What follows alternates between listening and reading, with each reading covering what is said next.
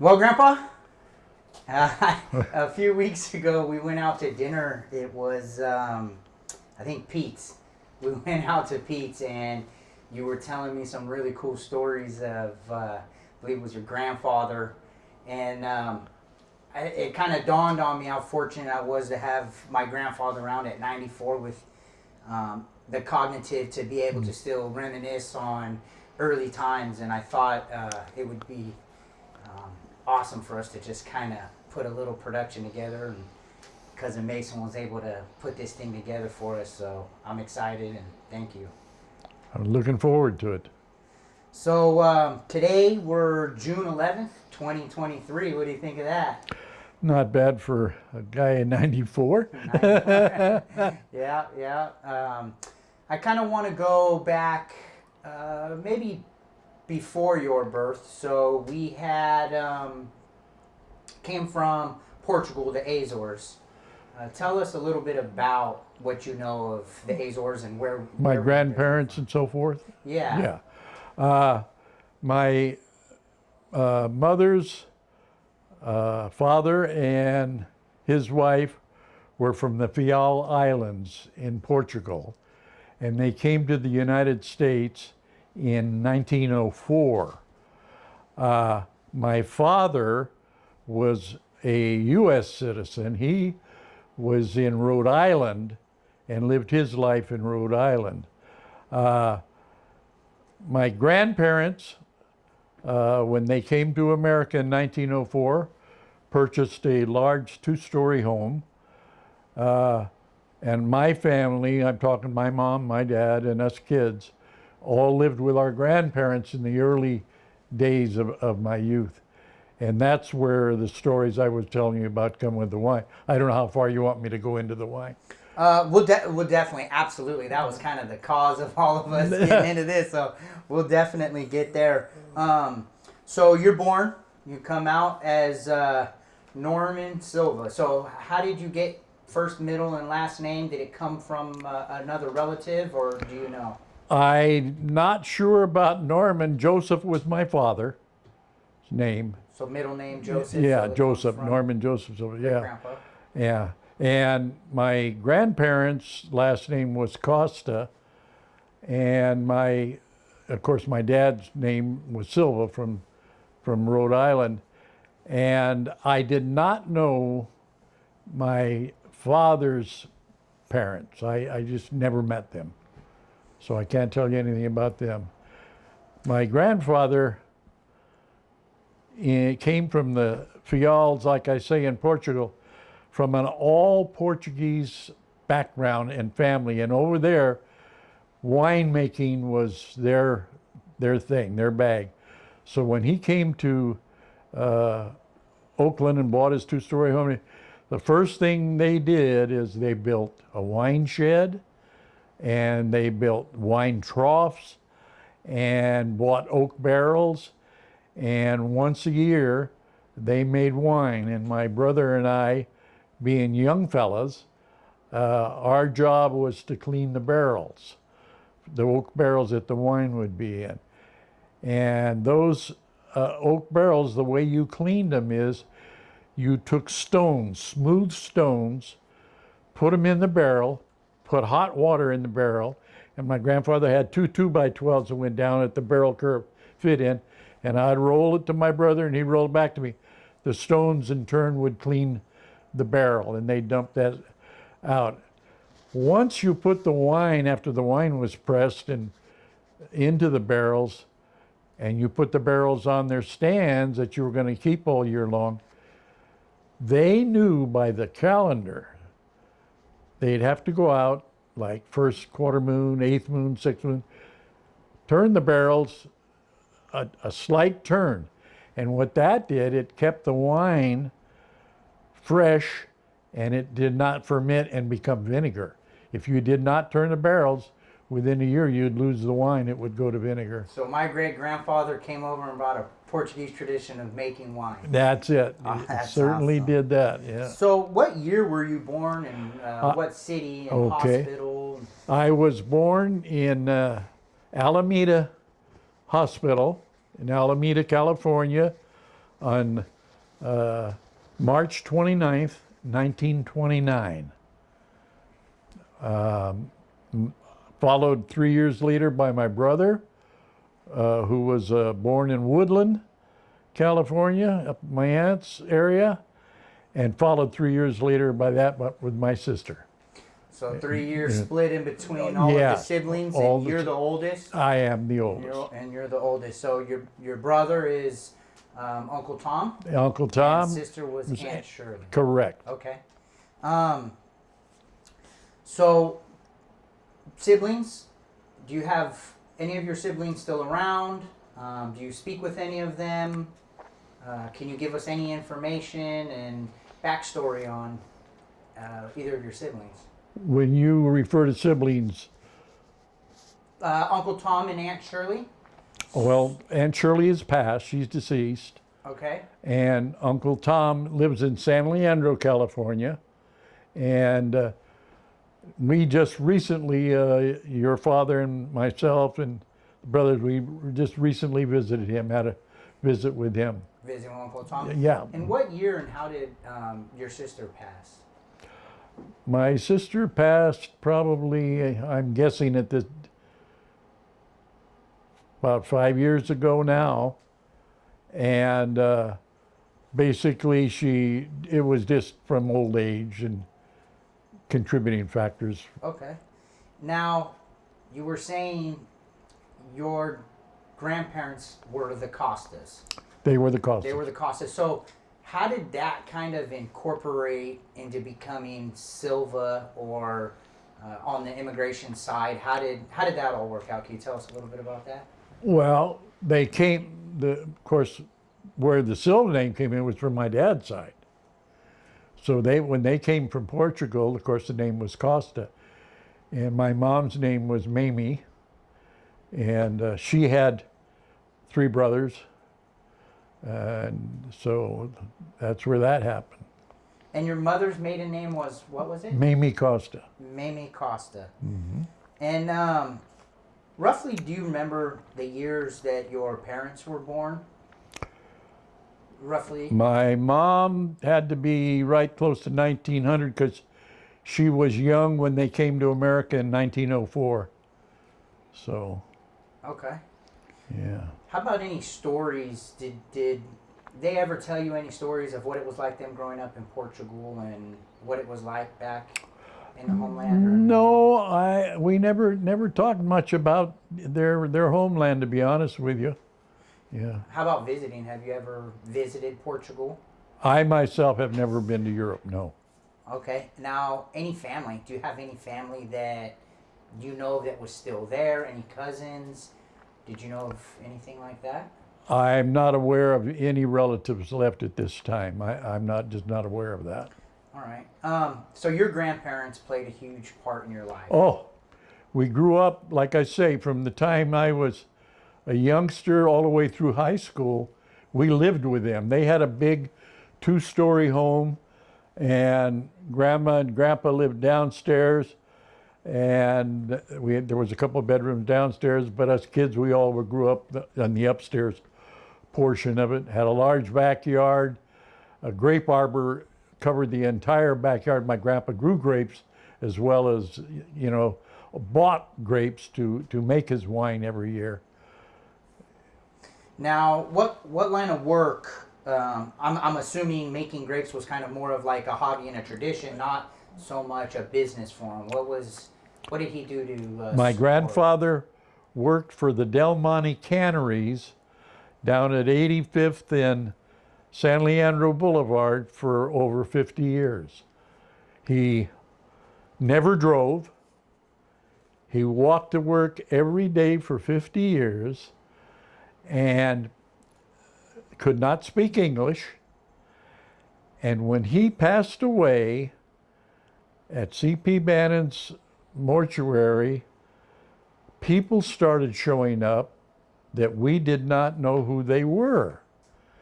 And we started asking them, how do you know my grandfather?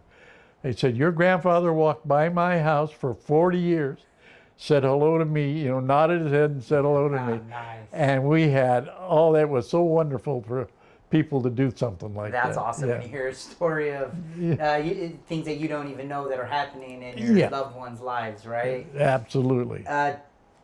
Tell me a story that sticks out about your grandparents, grandmother or grandfather, that just sticks out and you love to tell. What would that be? Well, my grandma, well, I can't tell you much about it because she was a homebody. She never left home. Both of my grandparents never spoke English. So I did not speak full-blooded Portuguese when I was a child, but enough to converse with them. And I would have to say the stories about my grandfather, he never drove, but he bought a car, and my father drove that car, and that's how we traveled around. It was my grandfather owned it, but my dad drove it. And I can remember my dad taking us to the Oakland airport, and we watched Amelia Earhart take off on her fatal trip. Wow. I can remember my dad taking us to San Francisco, and with my uncle in San Francisco and his children, when they opened the San Francisco-Oakland Bay Bridge, they allowed the public to walk from San Francisco to Yerba Buena Island, so I was able to walk the bridge when it opened. So a couple iconic things, especially Yeah. here for California. Yeah. The opening of the bridge in Amelia Earhart. Yeah. You're talking historical things that will forever live on. How about, I don't remember the details, but how about the story of your grandfather when he built his winery and grapes, and how that all came about from the purchase of the home to then? Yeah. That was a classic story, and Yeah. I just think that one has Well, to be told. one of the funny things was after my mother controlled all my father's finances because, like I say, he didn't speak English and anything. And he said to my mom, if you could visualize this, the front porch and the house part started to sink down. And my grandpa said to my mom, I need to borrow enough money to repair that house, have it jacked up and have new supports put under it. And my mother and myself and my brother and sister were going to visit my aunt for a week in Woodland. So my mom went down, got the money for the repairs, and we left and we went to Woodland for a week. When we came home from Woodland, the house was still the same.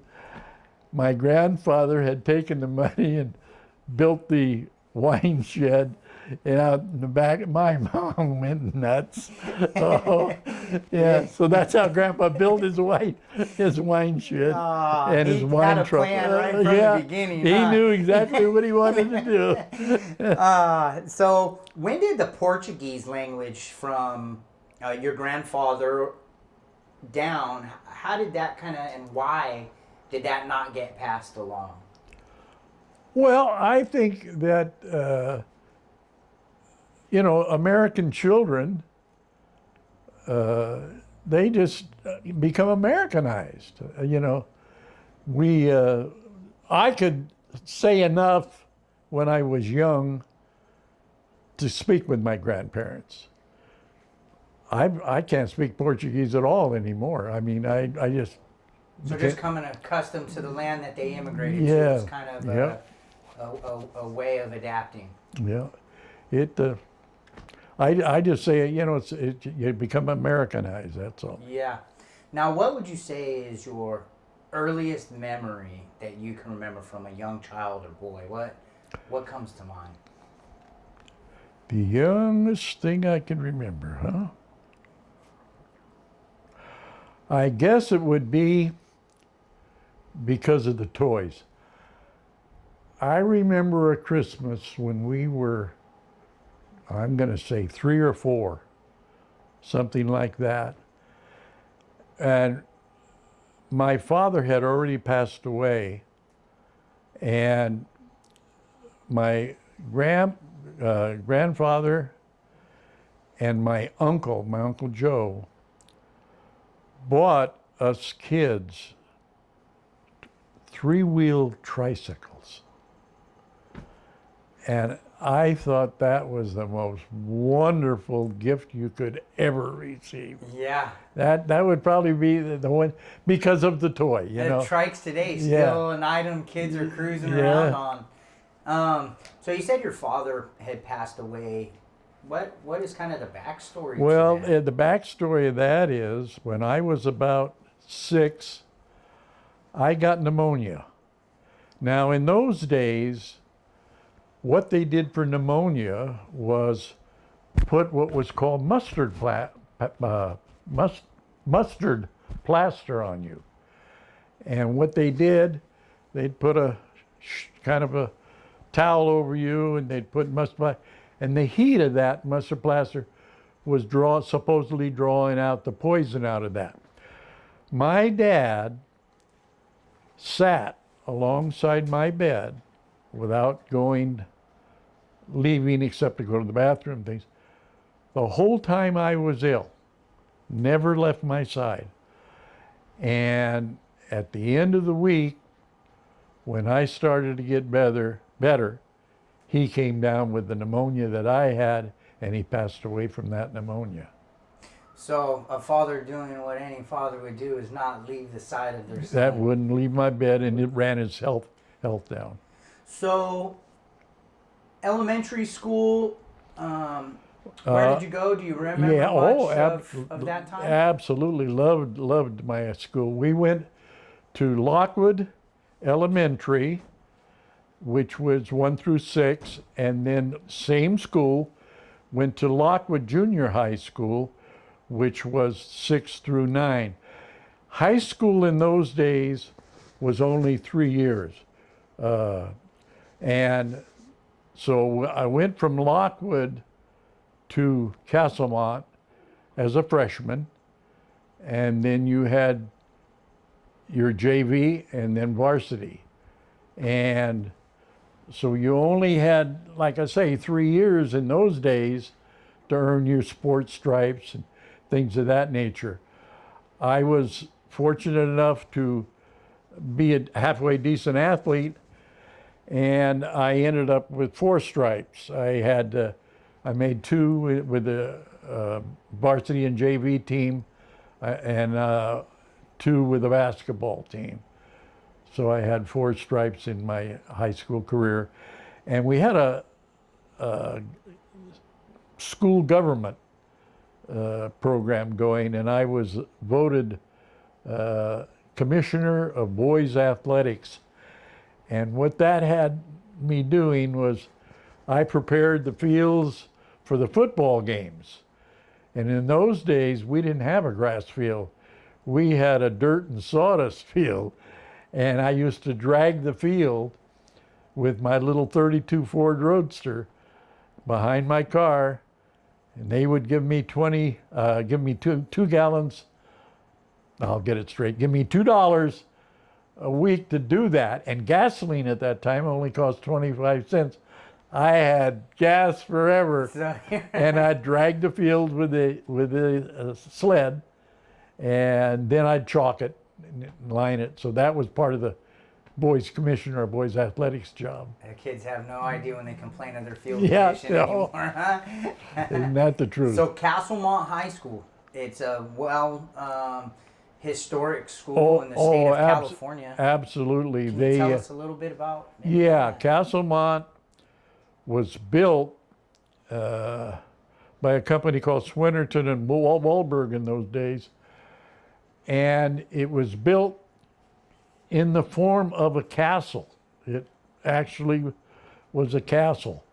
And it had a pond out in front of it. And everything was about the round table and the knights and so forth. So we were called the Castlemont Knights as far as athletics. And we were very dominant during the period of time that I went to Castlemont High School in football, baseball, and basketball. And we've turned out many famous athletes out of Castlemont. Let me hear of a couple athletes that you can think of off top. Yeah, we had in basketball we had Walt Bellotti. In football we had Fred Silva, who later became a National NFL League official, and we had Eddie Lake, was a prominent professional baseball player. Many more, I just can't think of them all. And even during my brother's time of school behind me, there was two boys, and I can't think of their names, but one of them played for the Raiders. Yeah. Nice. Now, how about sports yourself? You said you played and you've earned your 4 stripes there. Is there any stories or championships or games or anything that kind of pops up that you can think of? Yeah, the one thing that happened was in those days we played for what was called the OAL, Oakland Athletic League. And in San Francisco, you had a San Francisco League. And at the end of the year, the East Bay would play the West Bay. And I was chosen to play on that team. And I played ball with a boy named Harry Eastwood, and who later became a New York Yankee. That's how far he went up the ladder. And we played this game against each other, and Harry was voted the most valuable player of that tournament, and he won a trip to Hollywood. And on that trip, he was able to visit movie sets and watch movies being made. And when he came home and told us the stories of down there, at that time of our life, there was a movie actress called Maureen O'Hara, most beautiful woman you ever saw. And he got to meet her and things like that. And he came home with all these stories. And one of the stories he told us, they took them to what they called a high school, it would be like non-alcoholic entertainment center they could go to. And so he went to this with one of the people, and he heard a singer. And when he came home, he told us, he said, I'm going to tell you guys something. I heard a guy sing in LA, and I'm telling you, within the next few years, I'm sure he's gonna be big time. Turned out to be Frankie Lane. Not bad. Yeah. So he had it ears. Yeah. So Harry Eastwood. Harry Eastwood, my best friend. I've heard the name throughout the years. You guys became friends through school and playing ball and continued friendship, from what I remember. Yeah. Harry was the best athlete I've ever known, ever seen. And he was MVP of everything we ever had. We played a lot of off-season baseball, and he won award after award. But anyway, in those days, if you signed a high school athlete to a contract and you did not count him on your roster as a man, as one of the roster players, the following year, any other team in the Pacific Coast League could bid on him. So running the San Francisco Seals of the Pacific Coast League at that time, running that team was Lefty O'Doul. And Lefty O'Doul not only played Harry as he got out of high school as a high school player, he kept him the following year on the roster as a roster player, and that way they could retain control of him. Later sent him over to Vancouver, and from Vancouver he then went to Phoenix. And when he got to Phoenix, he became all league, all everything, and the New York Yankees bought him. And he went back east, and he was going to be the backup, the Yankees at that time had a catcher named Yogi Berra. And He was an all right player. oh man. And Harry's job was going to be backup to Yogi Berra. And in spring training, Harry went to throw a ball back to the pitcher. The pitchers were warming up and the ball went about 10 feet. He never could throw a ball again after that. They sent him to the Mayo Clinic. They sent him to the Cleveland Clinic.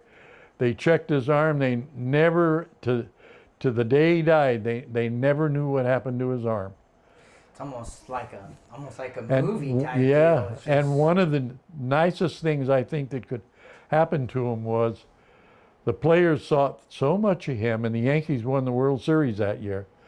They gave him a $38,000 check as his part of the winnings, and gave him a World Series ring. So you're playing baseball with Harry. What position were I you play- usually playing? Harry was originally a first baseman, but when he got to the Seals, they said, we don't use right-handed first basemen in major leagues. So he said, you either got to play another position or you won't make it in the majors. So he converted to catcher, and he became the best catcher. You couldn't believe it. So what position did you play? I played second base primarily, a little bit of third base, but primarily I was a second baseman. Second base. Mm-hmm. Now, growing up, coming through your childhood and into your teen years, what were some of the things you did as a family? Camping or lake trips, things like that. One of the things we used to do, I would take the kids every year to oh God, I'm trying to Yosemite. I'll get it out.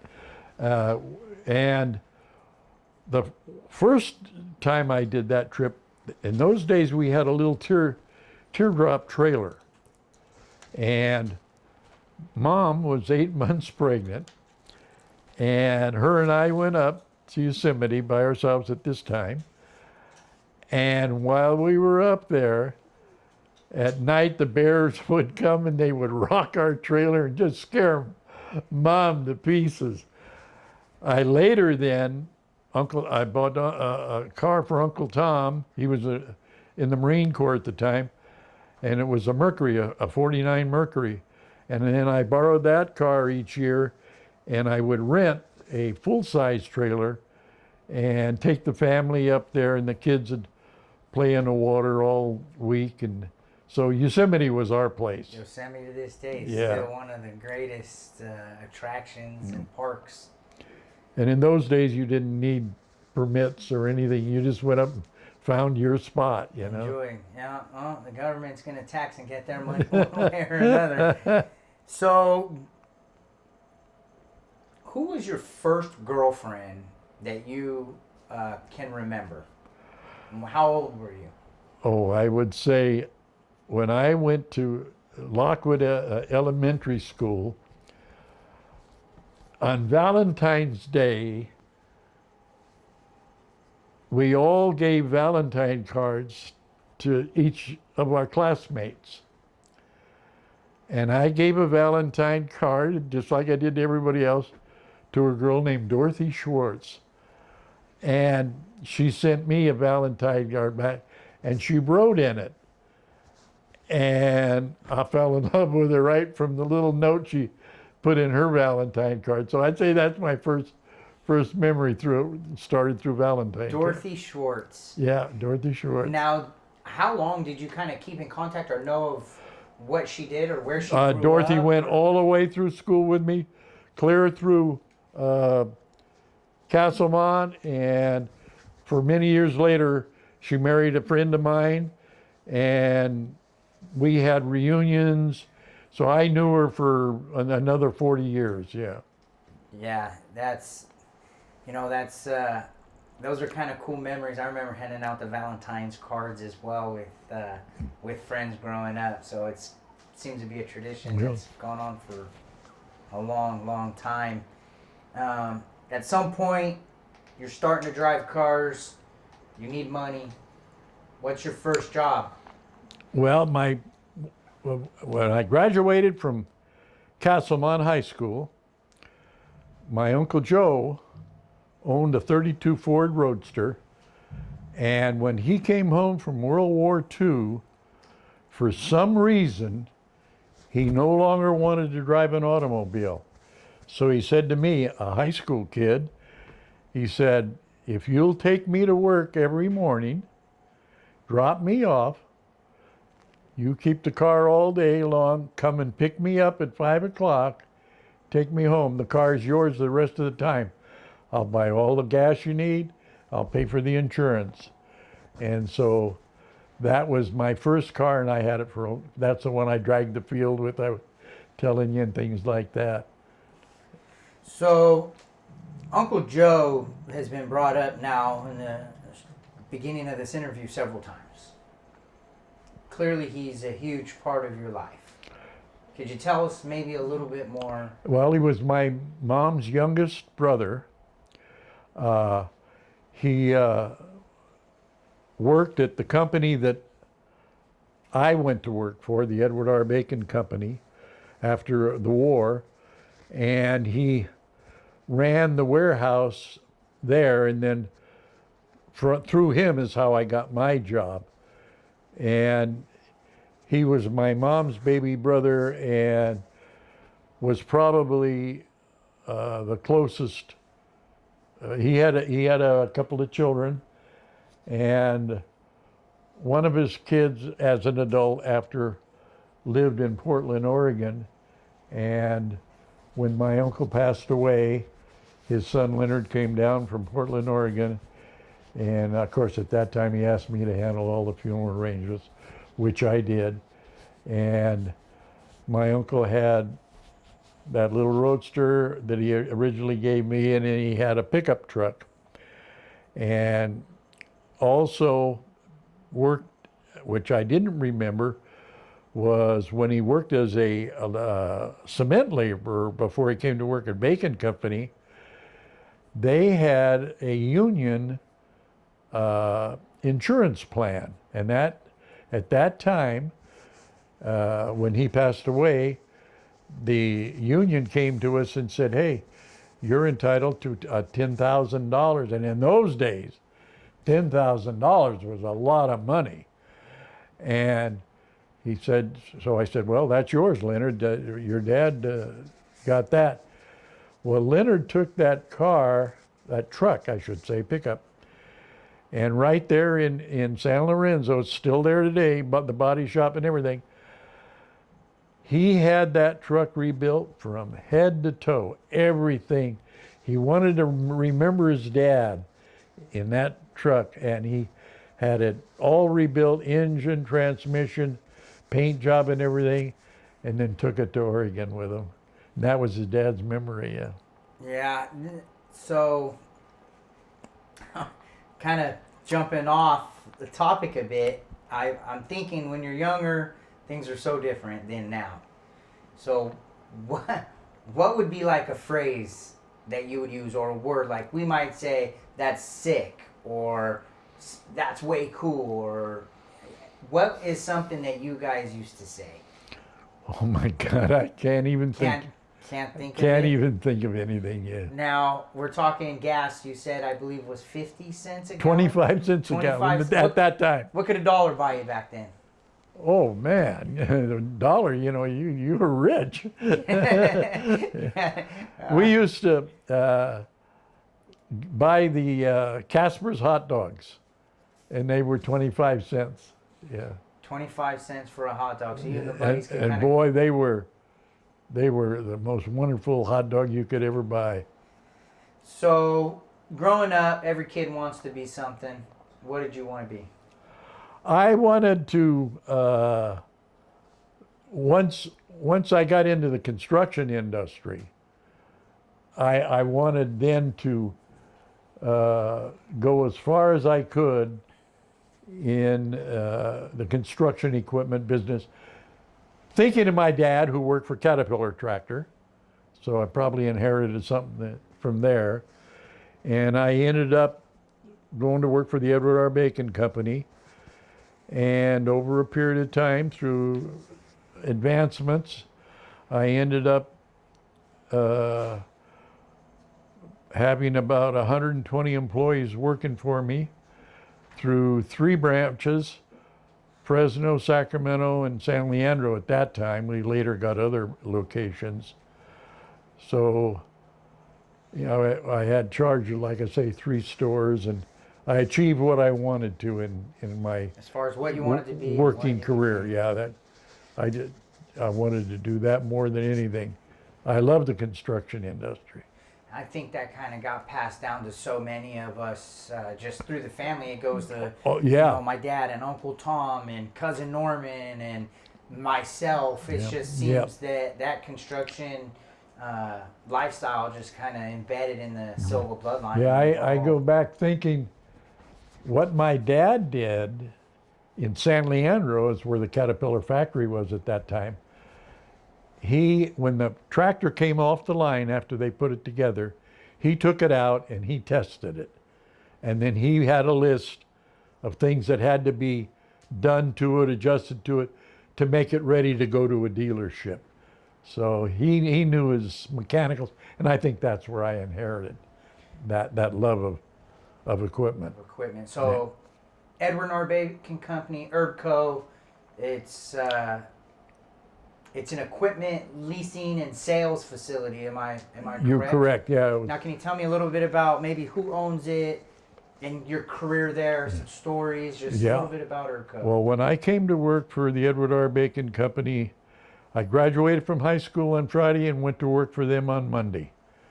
And I worked for a man named Jack Howe, and he owned about 5 machinery companies at that time, construction machinery companies.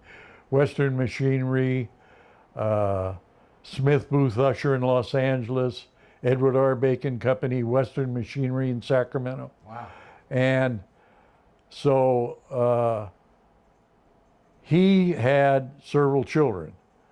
And one of them, the oldest boy, Harry, went to Duke University for his education. And then when he came out of Duke University, by this time, I was a field serviceman, had my own truck, repaired equipment in the field. And Harry's dad came to me and he said, I want you to take Harry. He said, I want him to learn every person's job in the company before I pass, so that he knows what each of your problems is. He says, and I want you to take him all summer with you in the service truck, and I want you to treat him as your assistant. That means he works in the dirt, the grease, he does everything you do and everything you want him to do. And that man later became my boss. And we had the greatest relationship you could ever imagine. And to this day, I just the other day had lunch with him and enjoy his company immensely. Yeah. So, who were some of your clientele? Who was on your clients list? Who were some of your big buyers? Probably locally would be Granite Construction, West Valley Construction. Oh my God, I can't. Now I remember a story about PG&E. Did you sell a lot of equipment? PG&E, yes. What we sold to PG&E was the aerial devices that go up to the poles, and we got an order from PG&E for 50 aerial devices, and I was one of the few people in the company that wasn't afraid of heights. So I did all the testing of the heights and so forth, and trained all the PG&E guys as I delivered these things, all 50 of them, throughout the state of California. And it was just a great order, and I ended up hiring 2 shifts besides our regular day shift, so we worked around the clock building them, and we got them all finished out and delivered in 2 years. Nice, nice. So Herbco, you start right after graduation. What was a starting salary for our I baking company? I was you had to join the union, and 1546 was the automotive machinist, and then we later on became with local 3 operating engineers. But my starting salary was $36 a week. Now, if you can visualize, I rented a house for $14 a month. I bought groceries at a store and charged them until I got my paycheck each week and went down and paid that off. And that was usually in the area of $12 for my groceries. So your grocery bill, you're building, and then you pay. Yeah. Yeah. It's kind of like, fuel. They used to fill your car up, and then you pay. Yeah. It's a different level of trust, it seems. So that was a, and you'd be amazed, you say $36 a week. I lived on it just fine. You know what I'm saying? So talking about living on a low, what seems to be a low income, your mother loses your father, her husband. He's the one financially providing for the family at that time.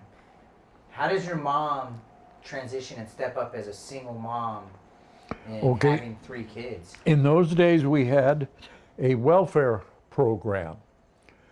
And what that welfare program did was provide people such as my mom with children and not working, being a homemaker, provided her with an income from them, which was not a lot of money.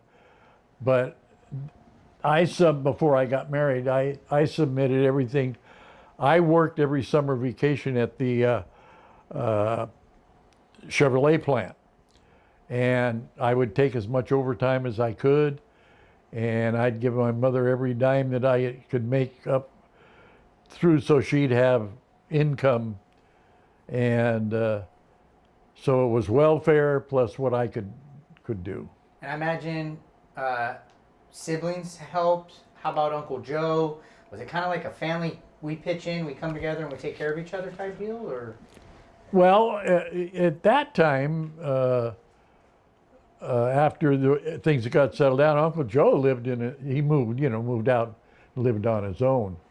So it was just us with Grandma in the house. Grandpa, of course, passed away. So we graduate, we start working for Herbco, we build a good, solid reputation. At some point, you meet Grandma Silva. I what? You meet Grandma Silva. Where do you meet your wife? Where do you come into contact with her, and how does that all get started? I told you about, we having a 2-story house. 4 doors down from our house was the Robinson family. And they had a larger 2-story house than our 2-story house. The rest of the homes were single-level homes on the block. And what happened was, my wife's family, the Nielsen family, who were from Denmark, at that time lived in Concord, California.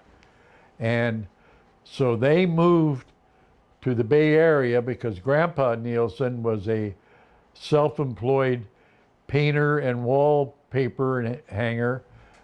And more of his work was in the Oakland, Piedmont area than it was over in the Concord area. So they came and they bought this 2-story Robinson family house, and Dorothy was probably 14 at the time.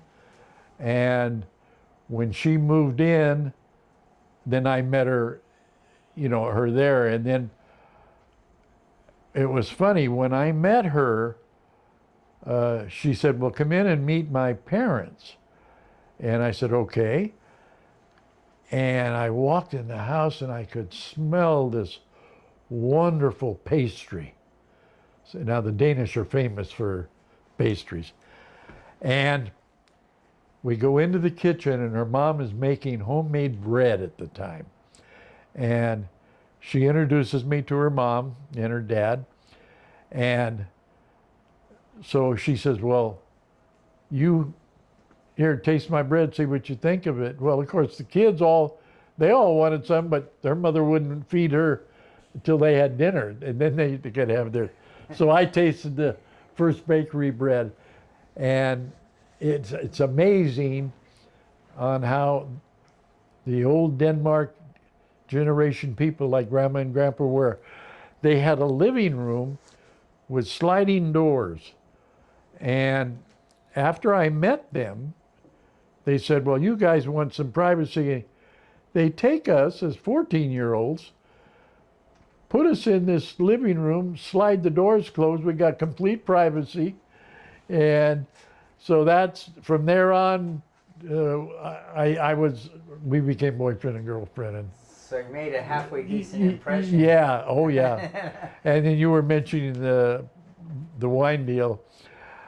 My grandpa, Mr. Nielsen, I should say, my father-in-law, he loved wine. He just really liked it. Well, he would never know when to stop, and he would get snockered. So his wife, she made it a point to keep as much liquor away from him as she could. Well, I'm trying to make points with both of them. So I get my father-in-law a jug of wine from my grandpa's wine shed, and he puts it out in his car, and she can't figure out how he's getting snockered, you know. And I'm making points with him, and then making her kind of mad, but contributing factor. yeah, she never knew what I was doing, and so that was kind of a neat thing. Took care of Grandpa. He got all the wine he needed. That's so 14. Both of you were 14. I was a little older. She was 14. I was probably 16. I was because I was already in high school when we met. So how long? I guess when did you get married? How long had you? We got married in June 18th of 1948. And where was the wedding? We held at that in those days. And I can't think of the name of the church right now, by St. Mary's. St. Mary's in Oakland is where the chapel and everything took place as far as the wedding itself was concerned. And then we came back into Oakland, and across the street from the post office owned a hall that they rented out to the public for weddings and birthdays and things like that. And then our reception was held at the postal building there, and where we had the evening's festivities and all that. And then Mom and I left from there for Lake Tahoe for our honeymoon and vacation, and we stayed at a little resort called Homewood and spent a week up. And of course, either one of us was of legal age to drink or anything, so in those days we never did anything like that. Just hang around and check the beauty of Lake Tahoe. Yeah. On wedding day, do you have any stories? Or on wedding day? On the wedding day, do you have any stories? Well, I would say that the one story would be Grandma Nielsen's sister. She was, her husband was fire chief of Emeryville, California. And she came up to me and she said, after the reception was rolling pretty good, she said, well, why don't you kids get the hell out of here? You want to start on your honeymoon? She says, why don't you just sneak away? And so I took her to her word. And that was it. we flew out of our own reception. We were gone. Yeah, I'm sure knowing the family, everyone else stuck around and still had a good time. So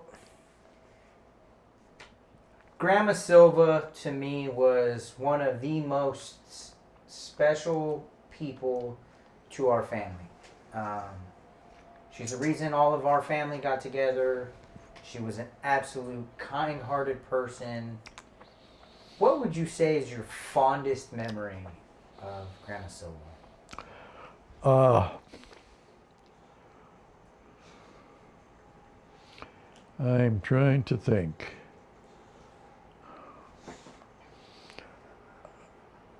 I probably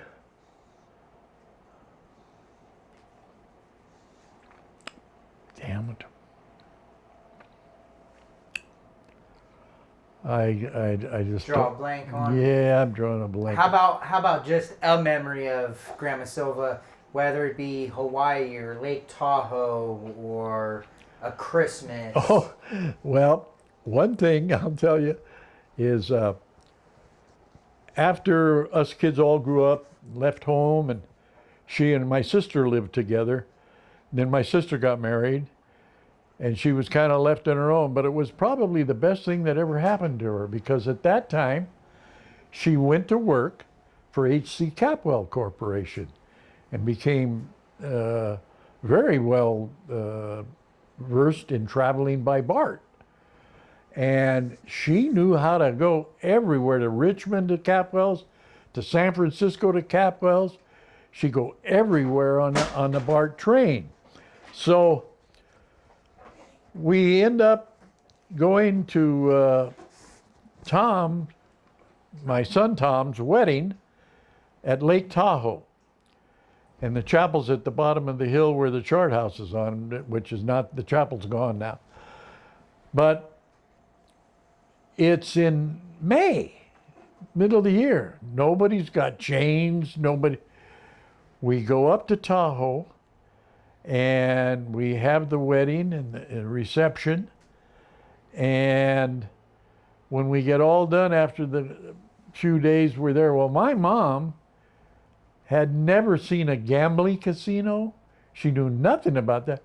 So we took her, MGM Grand had a great hotel, and it had, you could walk through acres and acres of shops and things that were inside the hotel, and I would walk her through all these businesses that she'd see. And then I even had her gamble a little bit. She never gambled in her life. Showed her how to pull a one-armed bandit and so forth. And so we got all done with all this, and now it was time to go home. And we started over the mountaintop, and I'll be damned if it didn't start snowing. And we got snowed in, no chains, nothing. So we're sitting in the car. I'm going out every half hour and wiping the snow off the windows so we can see and everything. We get all, finally, it took all day, but finally at the end of the day, we were able to move on.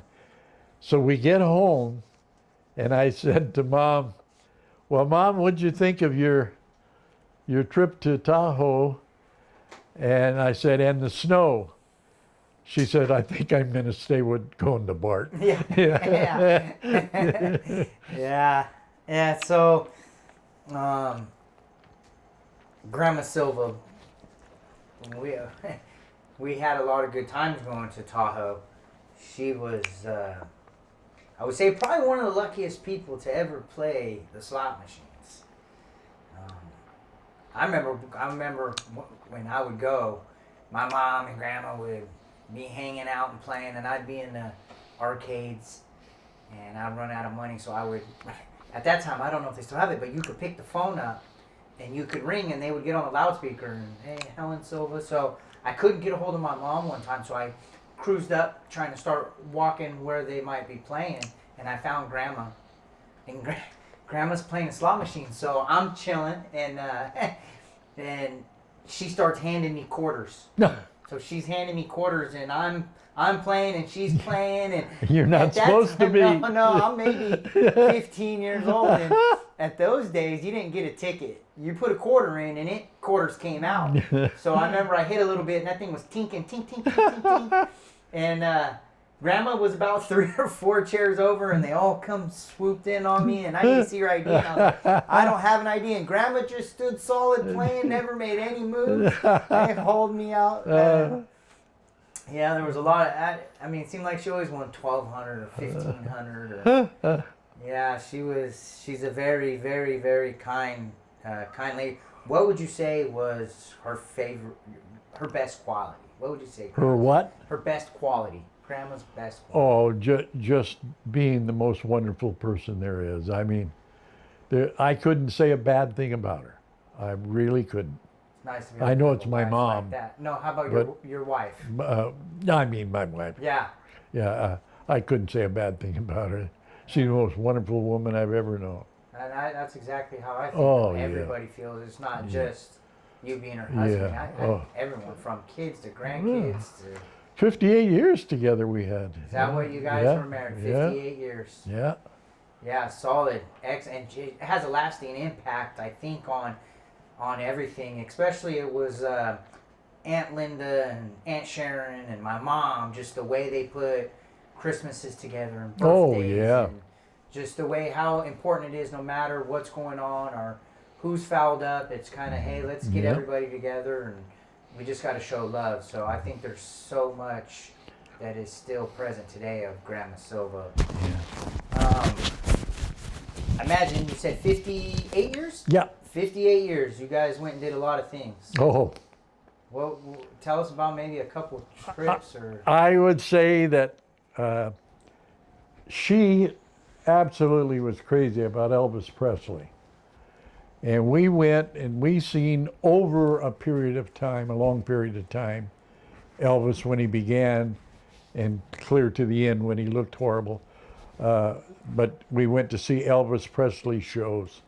And really, that was, she really liked it. I loved the Rat Pack at that time.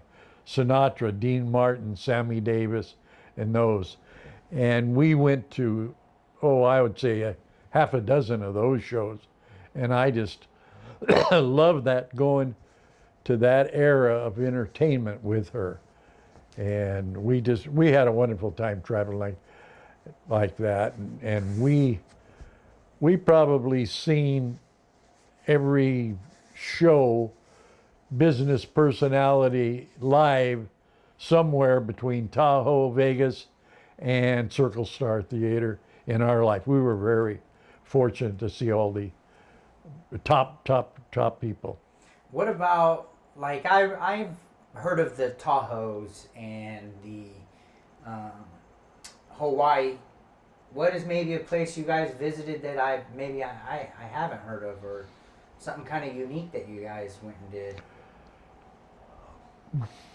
Out of state or in state? Well, the one thing we did was the kids are the ones that did it. They sent us to Mexico on a cruise, and we went down to San Diego, caught the ship in San Diego, and went over to Catalina Island and spent a night at Catalina Island. Then we went to San Diego, and we went to the zoo during the day when they parked.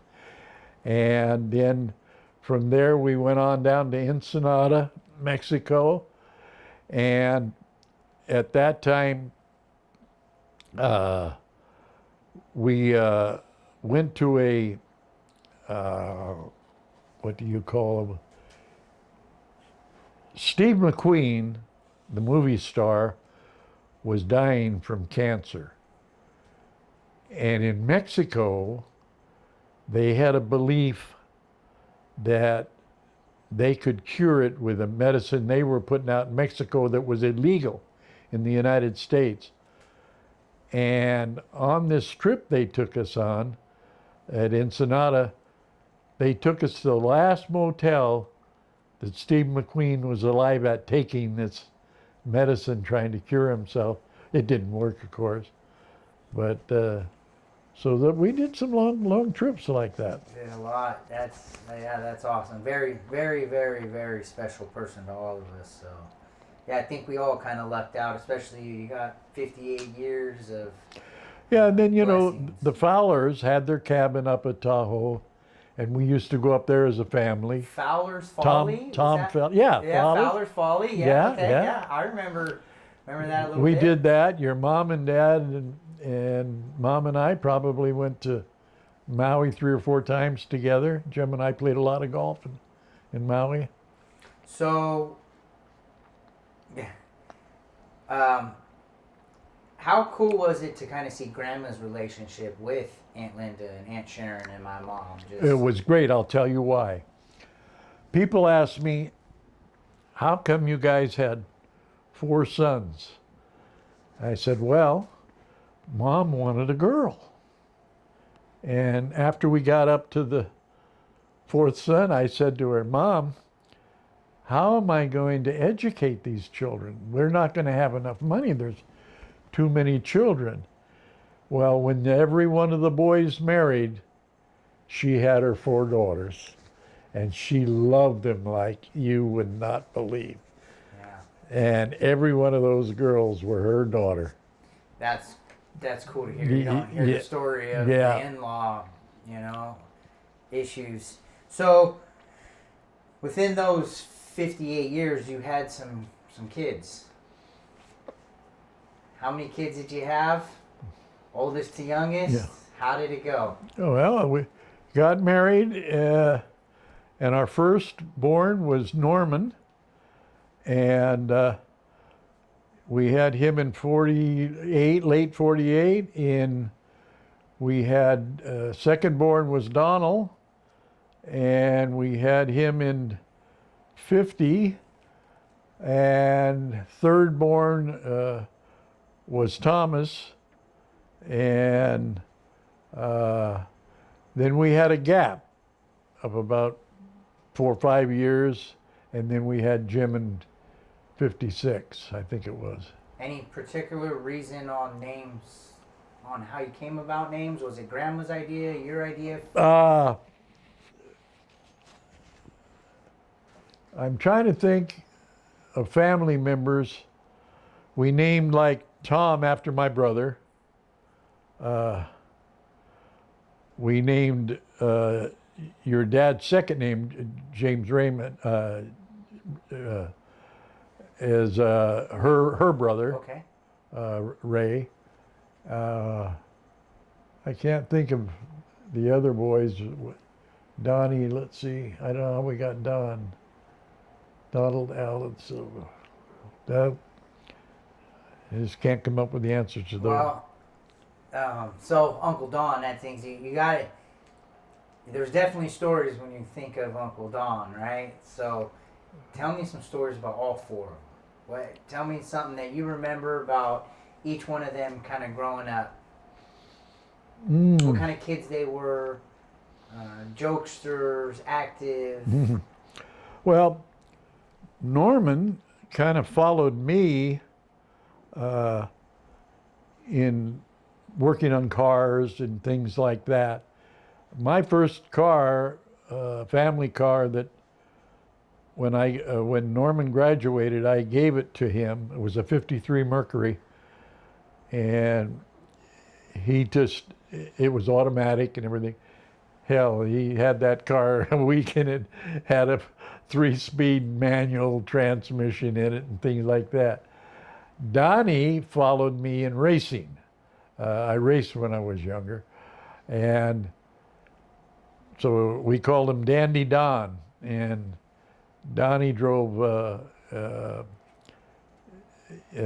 the hell was the name of the? Like a street stock or what? They were Pintos. Okay. His was a Pinto, and Jim and him built that car up.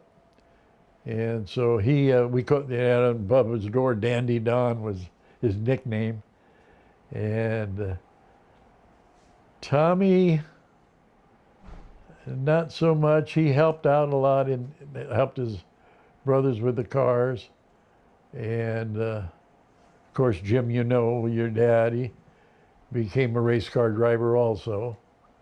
And that was the best times of my life when your dad was racing after I had retired and everything. And I would do the hauling with the hauler because they were still all working, and we would go, say, to Vegas, for an instance, and your mom loved to gamble, and so they would fly in and out because they all had to work.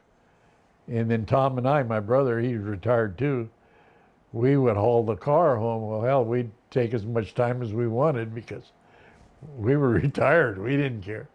So racing, you raced. When did you race and when? I raced from 1948 till 1953. And what I raced was what was called RRI, Racing Roadsters Incorporated. And Uncle Tom, my brother, his best friend was a young kid named Gene Lucchese. And Johnny Lucchese, Johnny Lucchese. And his older brother, Gene Lucchese, worked for American Can Company. And he built a roadster to race in RRI. And he was looking for somebody to drive it. And so Gene asked, his brother, Johnny, if he knew anyone, and he said, yeah, well, Tom's brother, at that time I was with my cousin Cliff, we were running a drag strip at Half Moon Bay in Fremont, and we were running, hot cars there that we had B-fuel. And so Gene Lucchese called me up and he said, hey, I built an RRI Roadster. He said, I understand you drive drags. He said, would you like to try to drive this thing for us? And so his partner was a guy named Post, Ted Post. That was the money man. And so they called it the Lucchese Post Special number 31. And then Gene, I should say Ted Post, after we were all done with racing and stuff, he became a Hollywood producer. And to this day, I've seen his name on producing shows. Of course, I'm sure he's gone by now. But kind of cool. So back to the boys. Tell me a story that you remember of kind of each one. We'll start with Uncle Norm. We'll go with the oldest. So what is a story or a moment that just sticks out in your mind or something that happened?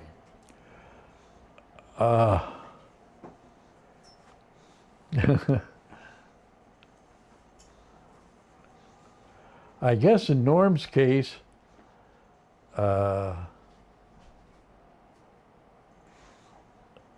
he and Linda used to go to I'm trying to think of the name of the restaurant and I can't think of it.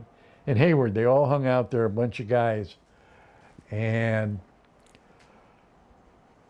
one day Norm come home and man, he was battered from one end to the other. He'd gotten a beef down at this place and he couldn't wait to get back there and finish it off. And so I remember him getting whacked up pretty good. Which, from all the stories I hear, is kind of odd, right? Huh? It's kind of out of the character from yeah. From the stories I heard was he didn't start anything. Yeah. But he'd finish it. A lot of them. He'd finish it. Yeah. That's kind of was Yeah. Where Donnie was just the opposite. He was just crazy. He'd create. Yeah. He'd fight anybody, whether he got killed or not. Didn't matter. Didn't matter to him. He went in punching. So let's go with Uncle Don. How about a story or a moment that you remember with him? Oh, Uncle Don. I guess the worst story, and it's a bad one for him, is I'm coming down our street in Newark, Main Street in Newark, and here's Donnie pulled over to the curb. Here's the Newark cops, the hood's up, the trunk's up, and there's a case of beer on the roof of Donnie's car. And the cops had got him. And I thought, do I stop? because I knew every cop in Newark, you know, real well. Or do I keep on going? I said, no, I better keep going and let them handle it, and then the, whatever will happen will happen. And so it all worked out because I knew everybody there. A story you asked about Norm. I bought Norm a Lambretta, which was a little motor scooter, and he was the only guy. There's only one Lambretta in Newark, the whole town, one Lambretta, and it had balloon tires on it, and they blow a tire on the Lambretta. Well, they ain't got no money, so they go down to the golf course and they steal one of the wheels off of the golf carts, same size and everything, and bring it home. Well, in so doing,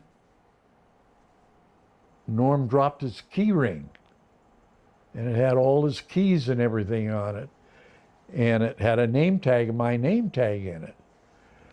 And so Ron Hagee, who was a friend of the kids, his dad was a cop there, and Hagee comes up to the house and he said, hey, I think your boys stole a wheel off of one of the golf carts for the Lambretta.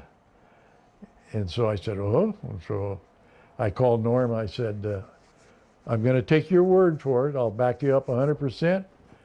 You tell me if you did or you didn't. He lied. He said, no, we didn't do it. And so we hand him the key ring. Said, what about this? We got this from over there. Well, it turned out, you know, that he had done it and everything. But it was kind of funny that happened. And how about Uncle Tom? What Uncle Tom was... Uncle Tom, I guess, more or less followed you in the footsteps of the sporting baseball, golfing, things like that. But growing up, what is a story? Well, Tommy liked to play golf when he was a young boy, even. Yeah. All the boys did that. Tommy played baseball a lot. But one of the things that he really excelled in, he became an umpire. And Tommy umpired some of the biggest local tournaments, you know, school tournaments and things around. And he was well known and well respected as an umpire. Any stories, any moments that you can think of that Uncle Tom was involved in, or a story that happened, or something kind of unique and cool that maybe we haven't heard of? Nothing comes to mind right off the top. How about a time or something you guys did together, whether it was camping or Hawaii or Mexico, anything like that? Maybe a baseball tournament that. I think that the times with Tommy was also, it would include your dad. We belonged to a golf club called Crooked Sticks, and we traveled a lot of nice golf courses and played all the golf courses, Tahoe and Monterey, and all. And just being with Tom playing golf was our bag. That's kind of cool. Yeah. And then the baby, my dad. How or what kind of stories do you come to mind when you? Well, Jim was basically all sports. I mean, he was from the time he was a little guy, was the top athlete in whatever sport he participated in. And I loved just following his accomplishments and so forth. One of the things I remember when he was, I don't know, probably 8, something like that, picture in our sports page, here's Jimmy's got a great big bubble from bubble gum. And the sports photographer took the picture, and he's on the mound getting ready to pitch, and the headline says, Jim Silva, Bubblegum King of Newark. That's pretty cool. Yeah. You know, a story that I've heard, and I don't know if you were there, was he faced a pretty good pitcher one time during his high school years. Dennis Eckersley. Dennis Eckersley. Were you there? Every game. I don't think I hardly ever missed a game of Jim's. So he got to face Dennis Eckersley. We know was an excellent pitcher for Major League Baseball. Absolutely. Who won that battle, or was it 50-50, Well, or how did it was go? funny. The story I'm going to tell you is Washington. He played for Washington High, and of course Jim played for Newark. And we had no outfield fence. It was just open fields in those days, and soccer had just started. And you know the little screens that you kick the soccer ball into? Oh, yeah. Well, we got a couple of men out on, and we're behind. Eckersley's ahead of us, and Jim comes to bat, and Jim hits a homer. He hits this baby out into the boondocks, and he circles around the base with the two runners in front of him coming in. Well, the damn ball went into that soccer screen and wedged under the side, so they ruled that it was not a home run. We have to do it all over again. That play didn't count because the soccer thing. So Eckersley, he's ready again, and the next one, Jim hits out of the park.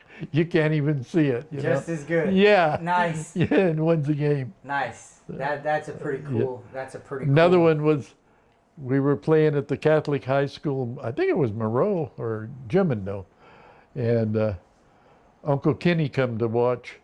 He hadn't seen Jim play ball much, and Jim hit a ball on the roof of the high school auditorium.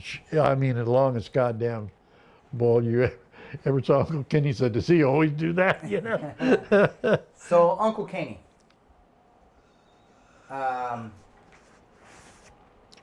that was Aunt Carol's husband. Aunt Carol's husband. Yes. So he passed away some years ago. I was young. I remember we were at his house. He used to have functions and things. Yeah. We were at his house, and he had a pool table in the garage. Right. And I remember it was kind of like, hey, don't touch his pool table unless you're an adult. That was kind of the deal when I got there. I don't want a bunch of kids running around and messing with my pool table. So I was like, yeah, okay. Well, everybody went inside to do whatever, get food and cut steak or whatever they were doing. And I went in there and started hitting the hell out of that ball. And he came out and scared the hell out of me. What are you doing? I was like, how old are you? I don't remember how old I was. I'm 10. You know my rule. You 16 or 17, whatever, 18, whatever it was. And then I was scared as hell when he came in. He said, well, let's see you hit the ball. And I was like, okay. And I hit the ball. Oh, you can play a little bit. As long as you're not messing up my felt, you can go ahead and play. I don't want a bunch of kids, but tell us a little bit about Uncle. Uncle Kenny was, number one, a diehard Raider fan, and he worked for a company called Baldwin Trucking, and they used to have the, what do you call the pre-parties? Like a tailgate? Tailgate. Yep. And they actually, they got so sophisticated with this tailgate deal that Baldwin Trucking provided a trailer designed take to the park and park there, and Uncle Kenny served food and beer and drinks to everybody, and so he was known as Baldwin Trucking's ambassador. Everybody knew Uncle Kenny through the Raiders and that, and he was a damn good union man, Teamster union man. From the sounds of things, he was very involved in the Teamster unions. Oh yeah, yeah. And he was no war on at the time, but Uncle Kenny made, I'm going to guess this now, I might not be right, he made like 54 parachute jumps. And then when he got done being a paratrooper, he joined the Marine Corps. And so he was a active service veteran too. So you said you raised your kids in Newark. What would you say roughly the population was about when, after all four kids were kind of maybe born and youngsters? Well, in Newark, I was trying to start the first Little League. And when I made the application to Williamsport, Virginia, they said, you don't have enough population. We require 3,000 population. So there was less than 3,000 people in Newark when I moved there. Wow. Yeah. So. And were you able to get that? Well, I did. started? It wasn't too long after that our population achieved where it was going. And I got the charter from Williamsport for Little League. And I wanted to, the school district gave me the school to play at Newark, which later became junior high, but it was a high school at the time. They had plenty of field there that they weren't using. So they gave me a field to use our Little League on, and I wanted to buy a scoreboard. And so I looked in the book, and the cheapest one is the kind where you hang the numbers on a hook and stuff like that. And a guy named Mazzetti Volkswagen in Fremont was big time guy, and I was going around to big places to see if I could get some contributions to buy this scoreboard. And I had this nice book that had all the scoreboards in. And I go over to Mazzetti Volkswagen and the girls at the counter, and I told her what I wanted, and she said, well, you're going to have to make an appointment. Mr. Mazzetti is too busy to be, just taking off the shelf call. And he heard all this from his office. And he said, send that young man in here. So I go in, and he said, I hear you're trying to promote something for your school, and I'm interested in helping the community. And he said, what is it you're looking for? And I said, well, we're looking for a scoreboard. And I showed him what I wanted. And he looked over and he saw this next page, and he said, well, what about that one? I said, that one? I said, oh my God, that's all electronic. And I said, way beyond what I'm going for. He said, well, if I buy it, will you put my name on it? I want the advertisement. I said, hell yeah. Absolutely. And he said, okay. He says, go ahead and order it. And by God, Mazzetti Volkswagen at Newark High, we had the scoreboard with his name on it, and you sat and pressed buttons. Well, between Uncle Kenny and I, we would run that announce scoreboard, and everything. And then Uncle Kenny took over when I left, and he ran the league from then on. Became the president. Yeah. That's so. You get a lot of involvement, local businesses, police. It seems like everybody kind of knows each other. That's right. Was Newark a good place to raise a family and raise It boys? was. It was a very good place. And the kids, when we moved into town, of course, it was just a farmer's town. So the kids, they could go play in the barns and in the hay and stuff like that. So, you raised up wholesome. Get outside. Yeah. What was the cost of your first house? I paid $13,250 for it, and I did not have enough money for the down payment, and I borrowed $600 from my brother, Tom. And so I made the down payment. It was $13,250. Over the years, I was going to put a new roof on. The roof was starting to get shabby. And I decided, well, God damn it, at the same time, I'm going to add to the house.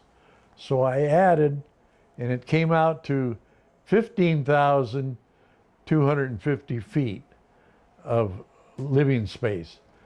And when I sold it for $300,000. Was that the same house that I would have known of in Newark and that? Yeah. The court was kind of across the street? Yeah, that's where Sharon and Jim's first wife lived. So, growing up, who would you say was your favorite sports team, and is that still hold true to today? Sports team? Sports team. In baseball at that time, the Yankees was my baseball team, and the Boston Celtics was my basketball team. And the Oakland A's had come to, the Bay Area, so I switched from the Giants to the A's. So, how about football? Football Raiders. Raiders growing up. Yeah. Greatest sports memory, whether it was listening to a World Series on a radio or attending a game, or what would you say is your most fondest sports memory? Oh, boy. I guess you guys won't know who I'm talking about, I don't think, but when I was a young kid, we were traffic boys, where we held the signs so the kids could cross the street to go to school.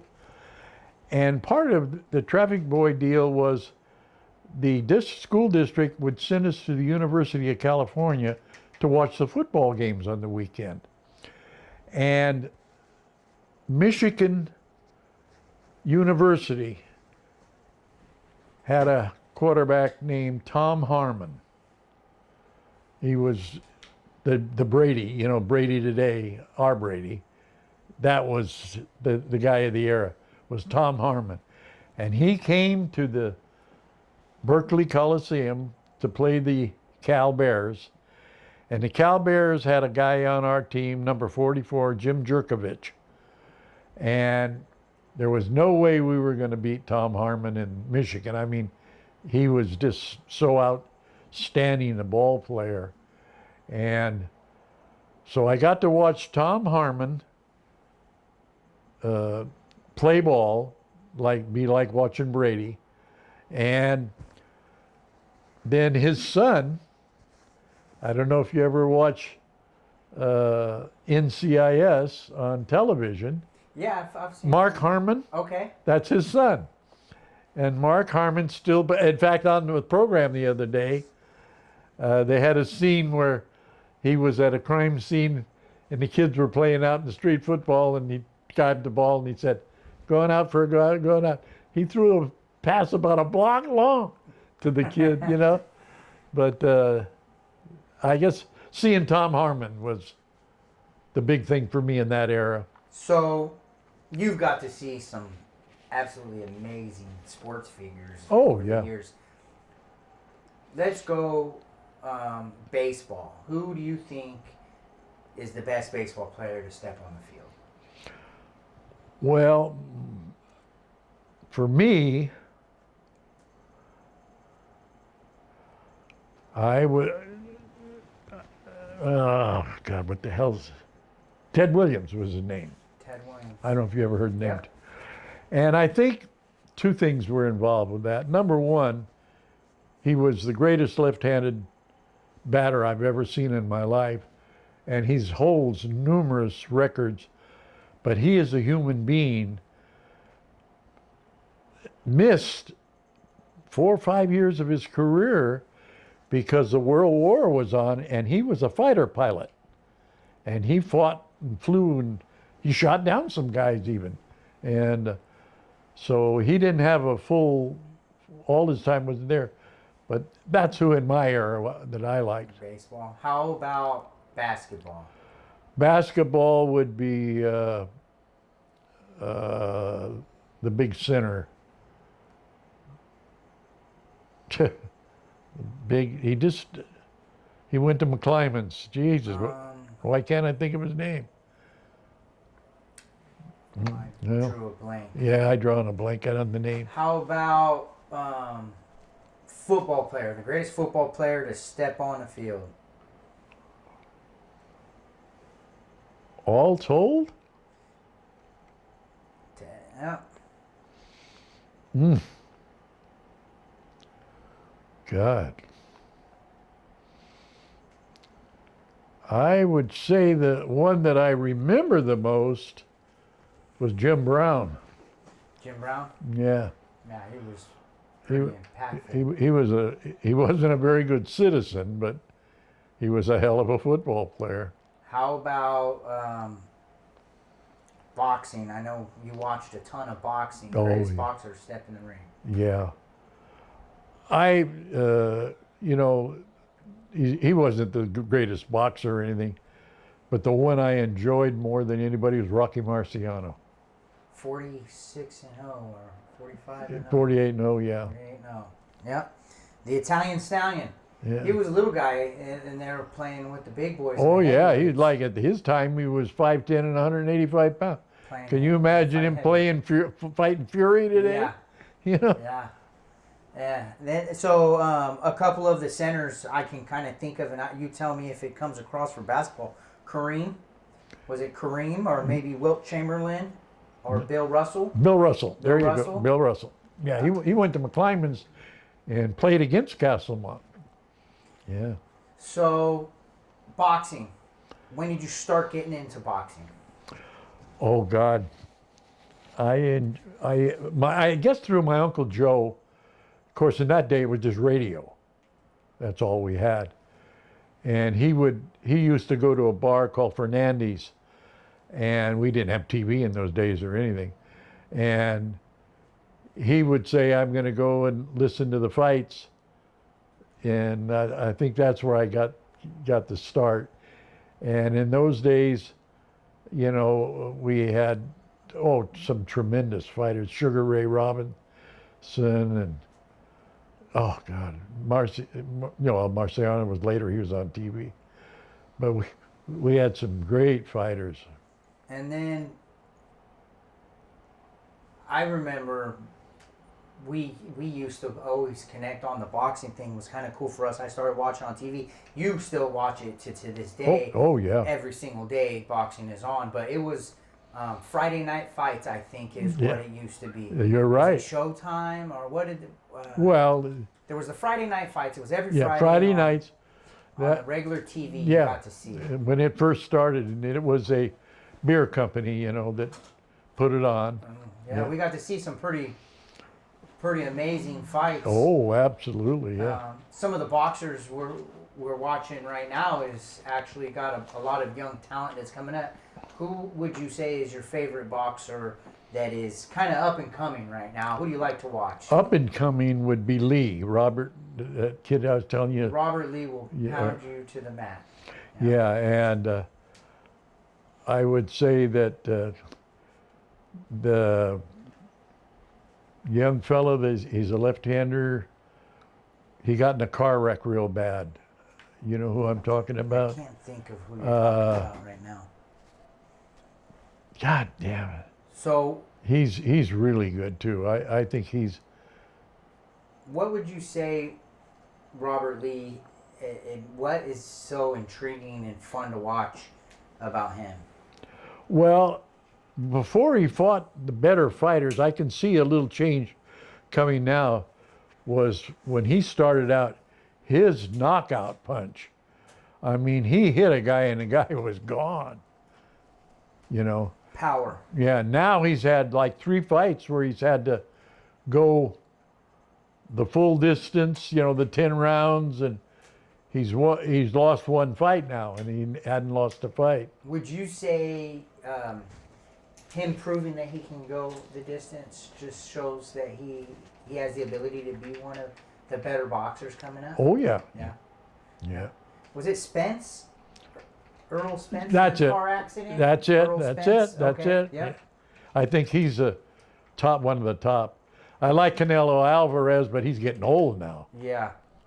Yeah, he had a good run there too for a long Oh, time. a long time, yeah. So racing, we've gone back and forth on racing, you racing and my dad racing. Who's your favorite race car driver and why? Of all time. Oh, if you go all time,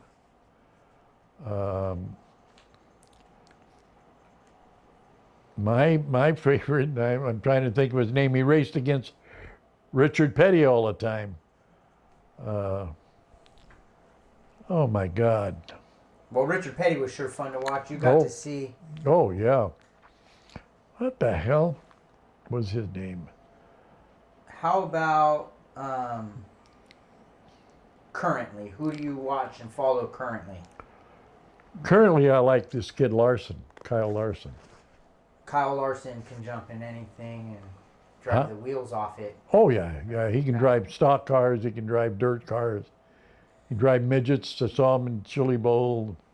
Was it Petty and Pearson? Was it David Pearson. David There you Pearson? go. That was my favorite. Yep, David Pearson was your favorite. So you got to see a battle of a lot of old school Oh yeah, guys. and I think the reason I was with Pearson, I've always been a Ford guy, you know, and Petty was a Chrysler Dodge guy, and Pearson always drove Ford products, and he drive that Cyclone. And So speaking of the Ford and the Chrysler, I've got to go into Big Daddy. Papa John, he immigrates here from England from mom's side, and he gets a job working with the Chrysler factories, correct? yeah, And now, how did you guys go back and forth a little bit about the Ford and the Chrysler? Was there any back and forth with that? Or? oh no, that No. was all friendly, because the one good thing, Papa first when he came to work, he came over to an affiliate of General Motors, and so that's where all the discounts on the cars come from, all the guys. And then, you know, he was fully retired, drawing his pension and everything from GM, and here comes Chrysler and offered him, so we want you to come to work for us for 5 years. You're a pattern maker, and we're going to change our models. And this meant, you know, changing all the equipment that builds them. And so Papa could do those things as his trade. And so, hell, he got another pension. Nice. Yeah, so. What are some stories of just? I know you and Papa John became really good friends. Oh, yeah. And had some really good times. He passed away roughly, I want to say now it's probably been 4 or 5 Yeah, years now. Tell us a little bit about Papa John and kind of what he meant to you and some stories maybe. Oh, yeah. Papa John and I, number one, I never knew a kinder, more gentle man in my life. I mean, he was the nicest man you ever met. I mean, just wonderful. And we used to go we had a group, you may have heard the name Bacon Clam Diggers. Yep. And we used to go over to not Morro Bay, but over in up on the coast there, Diego and Bodego Bay, and yeah, and over there, yeah. And so we you know, we played poker and cards, but Papa would take one day of that trip, and he would be the top chef, and he would make his fish fry. Ooh. To bring the where you guys go fishing in Canada. He would bring that fish from home, and The walleye. and Oh yeah. he would cook that. Oh God. So those were great times like that. And then when Papa and I were both, you know, wheelchair bound, when we went to Akron, Ohio to the big show at Goodyear, you know, there where they show everything at Akron, all the president's airplanes and things like that. Well, young John pushed Papa, and then Brad pushed me around in wheelchairs there. And that was the Air Museum there in Akron? In Akron, yeah. Oh, and I got to see every president's airplane from Roosevelt on up to Reagan. But Ronald Reagan, in his airport in Southern California, brought his presidential plane there. And that's the only one I hadn't seen. And I get home, and I'm telling everybody my story of going back to Akron, Ohio and everything, but I just missed Reagan's plane. And Heather says, "Okay, Papa, when do you want to go?" And she takes me to Southern California, Heather does. Check mark. And I get to go through Reagan's plane and everything, and just because she's so wonderful that way. So you and Papa have a passion for aircraft. Yeah. And you guys connect Well, on some of that. yeah, So how does that begin for both of you? That because of the World War II. Papa was in the RAF, the Royal Air Force, and that that was big time in World War II. England against Germany, and it was the Spitfire against the Messerschmitt. And Papa, his job was to change out the instrument panels in the planes when they failed. And so that was one of the nicest things. When he came out to visit me, I'd always take him to some air place. And we go over to Hiller Hiller's a helicopter building. They build helicopters over in San Mateo.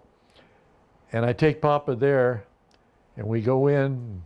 The Dossett said to us, good morning, gentlemen. He said, can I help you? And I said, oh, my friend here's from the RAF. And we wanted to kind of see if there was anything from his area here. And he says, wait just a minute. He says, I got the perfect guy. He disappears, comes back.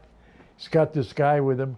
Well, this guy's from England. Another limey. Another limey, and he knows all about the airplanes, just like John does.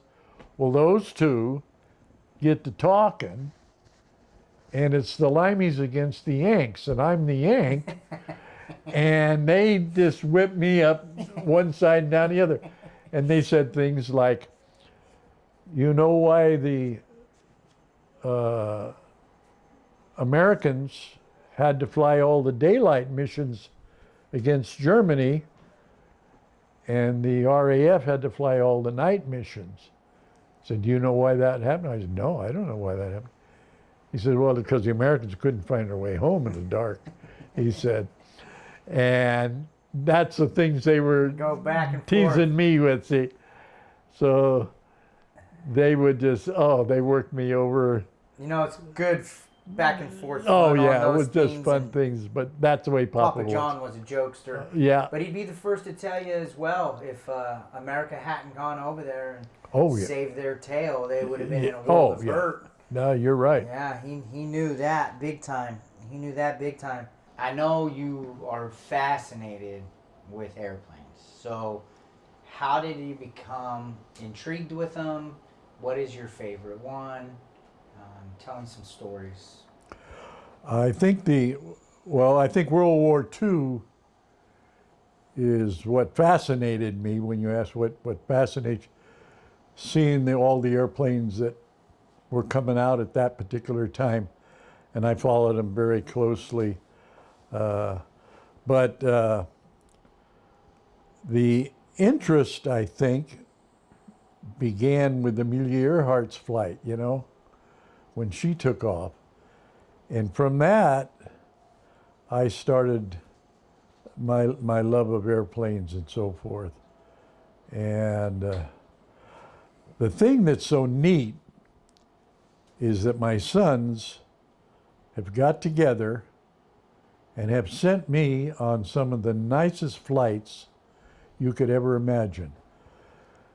We went up to Mather Field, and the boys said to me, they said, hey, there's an air show up in Mather. He says, and we know you love airplanes so much, and they're having a deal where you can walk through a B-17 bomber, take pictures, sit in the seats and all that stuff, and you'd really like that. I said, okay. So when my turn comes, there's a whole group of people doing this. I go through the airplane and taking pictures in there, the gun turns, and I go in the cabin and take pictures. I come out of the B-17, and as I'm coming down the exit of it, this guy says to me, hey, give me your wrist. I don't know this guy from Adam. I says, do what? He says, give me your wrist. I said, what for? He says, you're going on an airplane ride. I said, what? He said, yeah. He said, your son's have booked you on this B-17. It's going to fly up to around Folsom Lake. He says it's going to stay in a 50-mile pattern of the airport here. So I got to fly in this B-17 bomber, World War II, and I got to sit in the bombardier seat in the front where the glass is.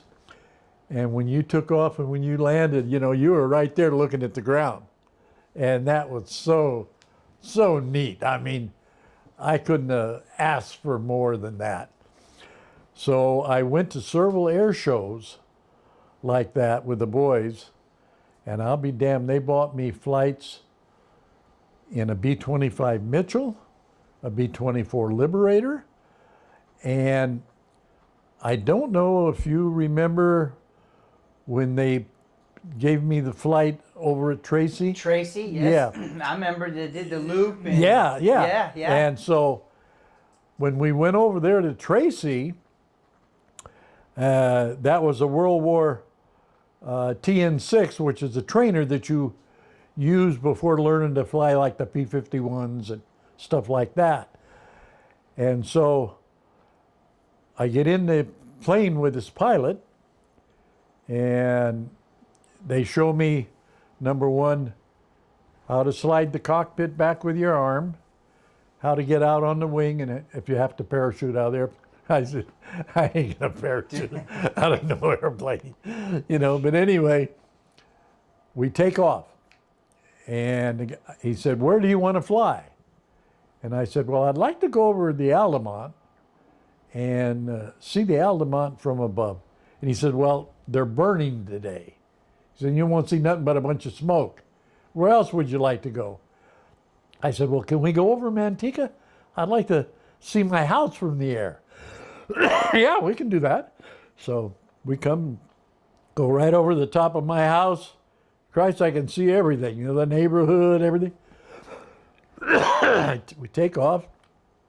We get out along 5, and he said, "What would you like to do?" He said, "Would you like to stunt?" And I said, "Well, I don't know." He said, "Well, give me a 1 to 10 on what you think your stomach could stand."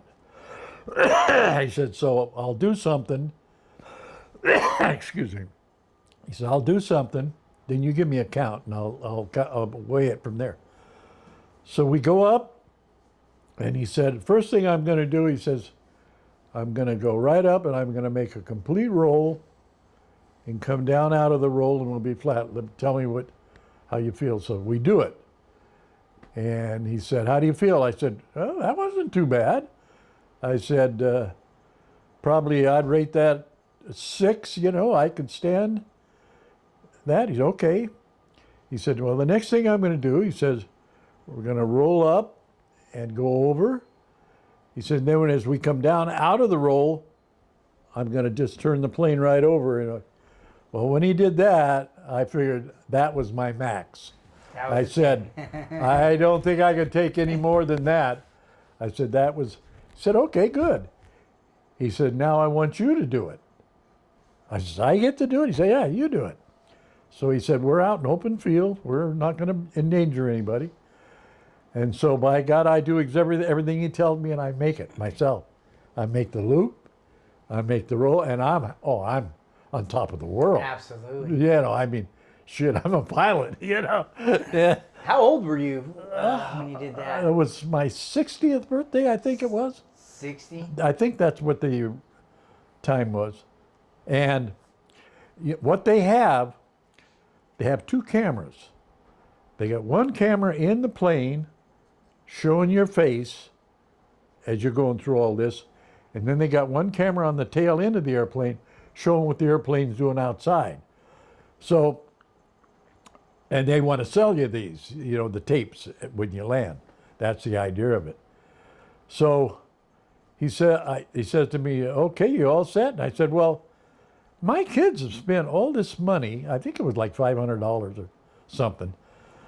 I said, "I would like to go over the field if it's possible, and let me do the rolls and let them show that they're getting something for their money. So he said, well, that's called the box. So he gets on the radio, calls Tracy, and he says, is the box open? And the guy says, wait a minute, let me check. He says, yeah, the box is open. He's okay. He says, we're going to come in. He said, we're going to do a roll and a flip over the field. So the guy comes out and tells all your family, you know, everybody that's there. My brother's got his camera like he's doing, taking pictures and everything. And I come over the field and I do it. I roll the plane, do the roll and everything. And I'm happy as hell because I've done this. My family's all seen me do it. They paid for all of this. We land. And when we land, the guy said, well, they're telling me, in his earphone, they're telling me they want to fuel the plane up for the next party that's going up. So he said, what we'll do, we'll go over to the pumps and then I'll drive you in the golf cart over to see your family. So we go over to the pumps and he starts fueling the plane, gets that all, and he takes me over to meet all of you guys, the family and everything. And I'm hearing remarks like, oh shit, he's going to need to change his underwear and all these kind of caustic remarks and everything and so forth. But anyway, the guy said, well, would you like to buy the film? And I, hell yes, you know. And I paid, I think, $60. And when you show that film, it shows your face, what when you're going through the loops and the roll, what it's all doing, if you're stressed or whatever. Yeah. And so I was really happy with it. And then the outside scene showed everything. And so that really got me pumped. So from that point on, every chance I got to fly, I did. Now down in Fresno, we had a piece of construction equipment, a four-wheel loader that we sold to Fresno Paving.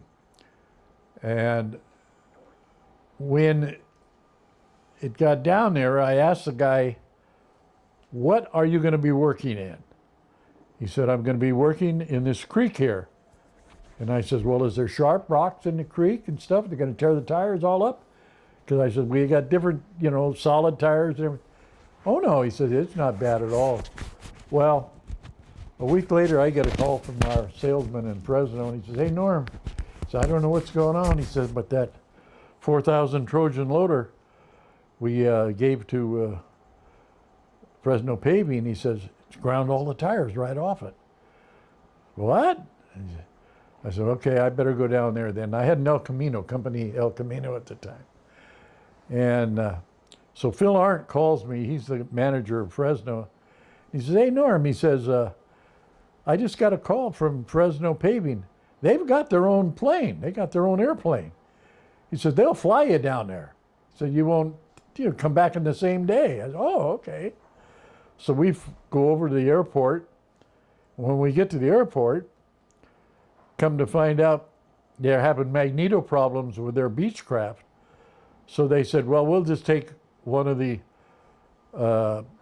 if you belong to the flying club at Fresno, said we'll just take one of their planes. So we hop in this little, also a Beechcraft, V-tail Beechcraft, and said we'll fly down there.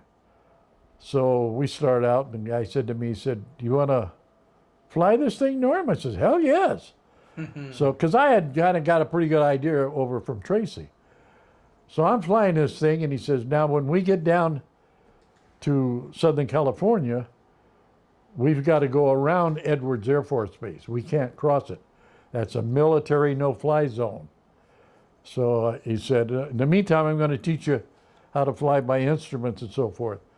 So he said, don't look out the window, just look at the dash. And I look at the dash, and he said, okay, give me a reading of, and he tells me what reading he wants.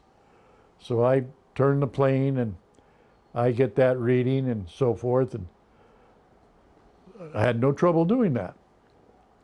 So now we get on down near Edwards Air Force Base, and he said, okay, he says, I need you to give me a reading of this because we got to get outside the Air Force property. And I'm looking down at the dashboard, and I don't know what the difference was. He says, okay, you got it? I said, yeah, I got it. He said, well, take a look at your wings. And I look up, and I'm sideways like this. I've got the reading I want, but I got to get the plane back on a level. And when I do that, it's going to change my dash read. So I said to the guy, well, I don't know what the hell I did. He said, no. He says, you'll just have to adjust it. He says, but in the meantime, he says, I think this guy wants to talk to you. And I look over, and here's this big F-16 jet fighter plane, and the pilot's going. He wanted me out of his zone. I'm in his fly zone. So the guy helps me move the plane over, the pilot, Larry. And I get the plane over and out of the way. And so when we get over the job site, instead of landing at the airport at Daggett, that's the name of the little town, they're building a new freeway right alongside the airport. And he says, well, hell, he says, they got the roadway all paved. We'll just land on the job site. So he radios down to the job site from the plane, says, hey, we're going to land on your new freeway. Okay, so we land up on the ground. And so I get out and I go check the Trojan loader. I'm looking at it, and I look at the tail shafts of both rear ends. And in the end of the shaft, they stamped a ratio. And I got two different ratios. So what's happened is you got two rear ends fighting each other. So I know immediately we got to change one rear end, both rear, whatever the factory wants it. It's a brand new machine, and have to buy them a set of tires. So I called the factory guy who's right in Los Angeles, and I told him, I said, hey, this is what I got. He said, well, I'll be right there. And so he's only an hour away. He he drives right over. He checks and said, yeah, you're right. We got screwed up on it. So I said, well, you're going to have to buy tires and everything for him. Okay. We agreed to do that. I said, okay, I'll bring a crew down and we'll change them out when the parts get here. So we get all as much as we can do at the end of the day. And I said, okay, now we're going to go home, but it's getting dark. So he says, pilot Larry says, we better do a flight plan with the Daggett Airport to Fresno Airport. He says, and what we're going to do, we're going to fly Highway 99 all the way, because we can see cars and lights and everything, and we'll know where we're at in the dark. So he picks up the phone, he calls the Daggett Airport, he says, hey, we want to file a flight plan from Daggett to Fresno. And the guy said, wait a minute, he says, I've been sitting in this tower all afternoon. No planes have taken off from this airport. And he said, no, we took off the freeway alongside your airport. He said, oh, okay. He said, 'cause I know you didn't take off from my field. No. He says, okay, so I'll line you up. Well, how are you going? Well, I'm going 99. Well, let's talk. So we get all the information in case, if you crash, they know where to look for you. So we fly back to the fact, well, on the way back, Phil Arndt, the guy that's the head of Fresno, went with me. He asked him, okay, Norm flew down. Do you want to fly back? He'd never flown an airplane in his life, where I had some experience. So he gets up in the seat, and by the time we get to Fresno, he's as happy as you can be. I mean, he's a pilot, now. He tells me, next time I see him, I said, well, what'd your family think of what you did flying? He says, I pull up in front of my house, and who's there but my nephew? He says, and he's a Navy jet pilot off an aircraft carrier, And he says, I didn't say a word about my little flight. So that was a fun time. So, when my dad was racing BCRA midgets, we ended up meeting a man by the name of Terry Tardini.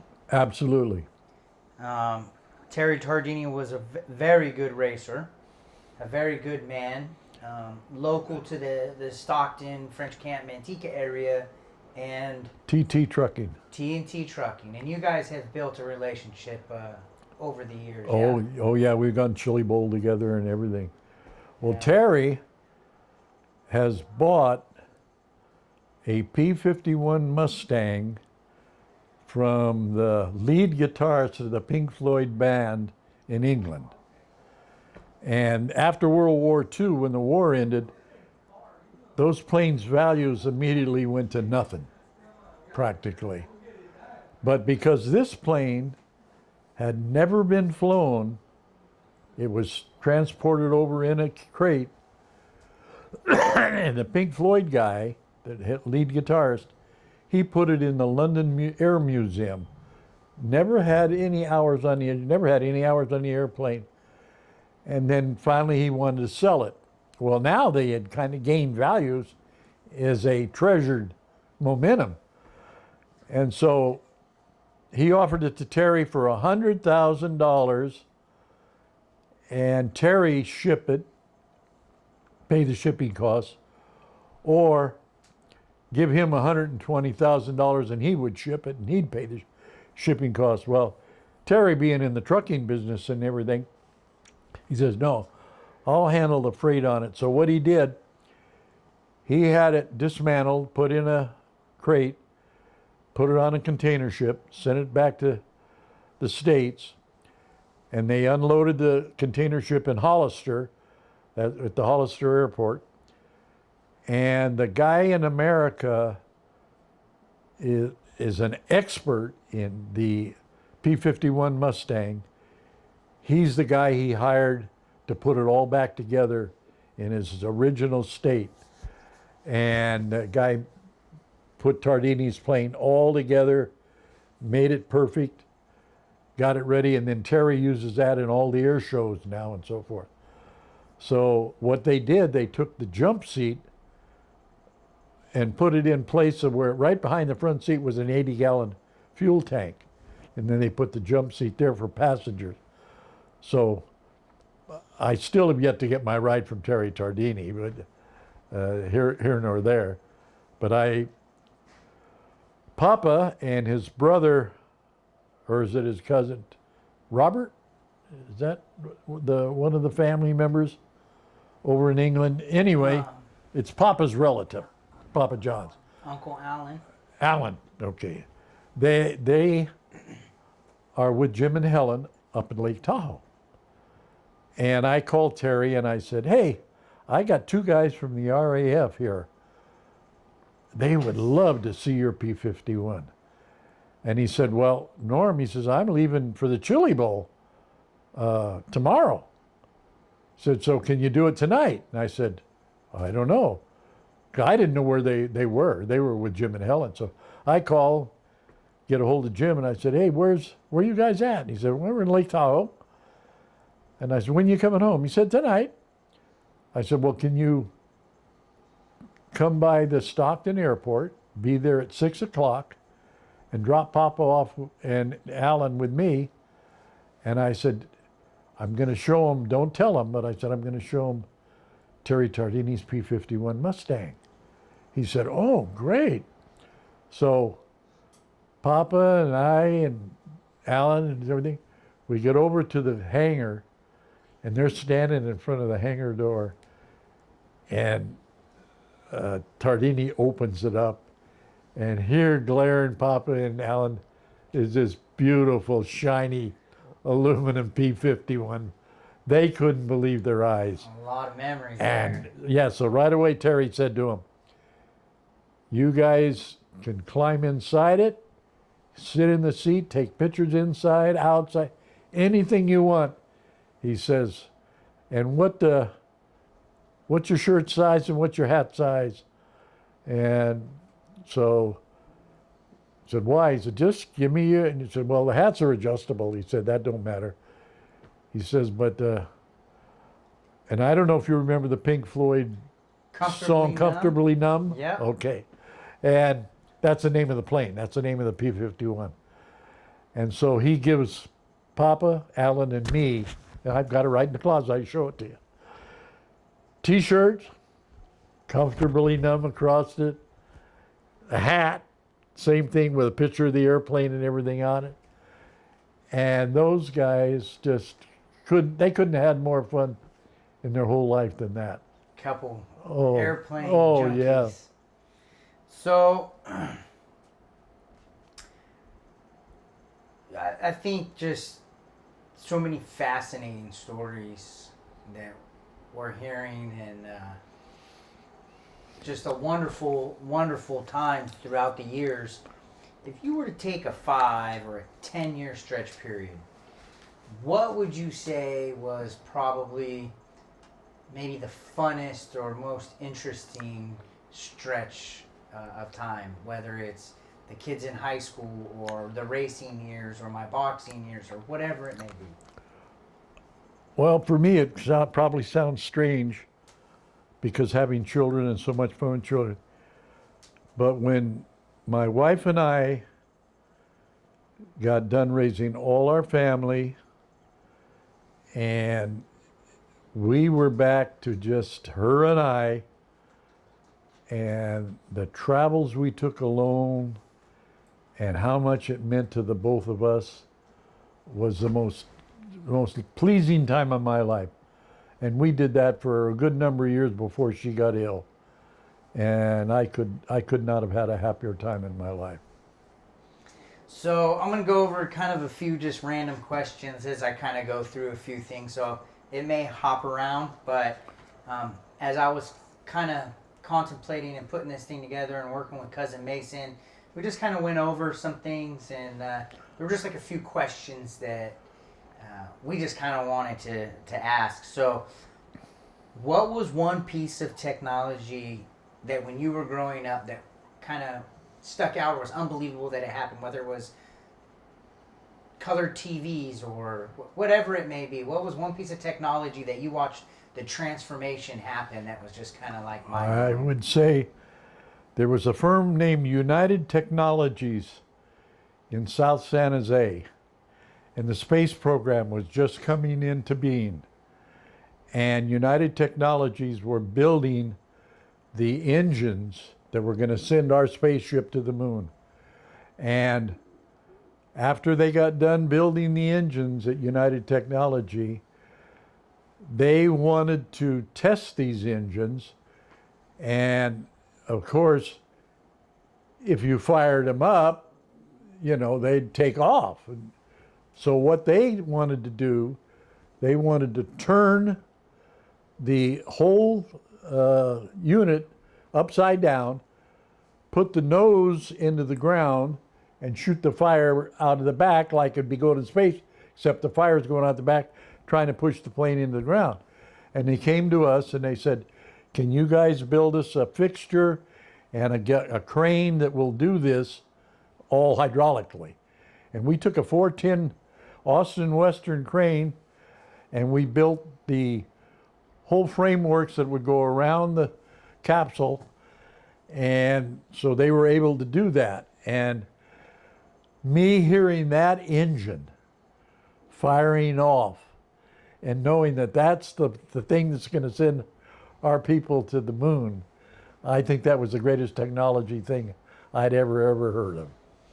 That's kind of cool. Not only is it the piece of technology that you're actually a part of, of helping that come along, that's pretty cool.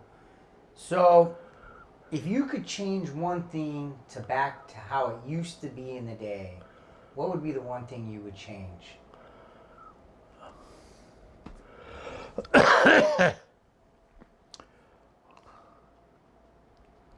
I cannot actually give you a thought on that. I just can't think. Okay. How about what or who had the biggest impact on your life? On my life? Yes, sir. I would have to say my mother. Your mother? The reason I say that is the job she did raising us kids, and we all turned out the way that we did. Yeah. And you were always a ideal employee. You worked from the time you could. You were dedicated to the company you worked for. What would you give advice to somebody on being a good employee or an employer, whatever it may be? What's some good work ethic advice that you would give somebody? I would just say, head down, do your job. You don't have to do anything more than that. Just do your job. Now, how about you worked for a number of years and you set yourself up for retirement? There were some things that kind of played factor in when your retirement. When Grandma got sick with cancer, I know she'd had some medications that got quite expensive, and some things you spent differently than you had thought. But if you could give advice to somebody on setting up a retirement, what would be a piece of advice you would give them? Well, what I did was I got a financial advisor, a man that's his job, and he looks at your earning capabilities and he puts your money to work in the places that he thinks are going to make you the most money. And I did that. This guy's named Fred Gwalik in San Jose. And not only did it work for me, I did it for my son Norm. And both of us have come out of it very well. He improved our financial position for our retirement years. So not necessarily you went and made a ton of money. No. But you invested with somebody that knew what they were doing and it helped you out. Yeah, it was their job to make money for us. So you and Grandma were married for several years, 58 of them. What would you say makes a marriage work? I think mutual respect. Do not think that you're any different or better than the other person. I just believe in respecting each other. Mutual respect. Now,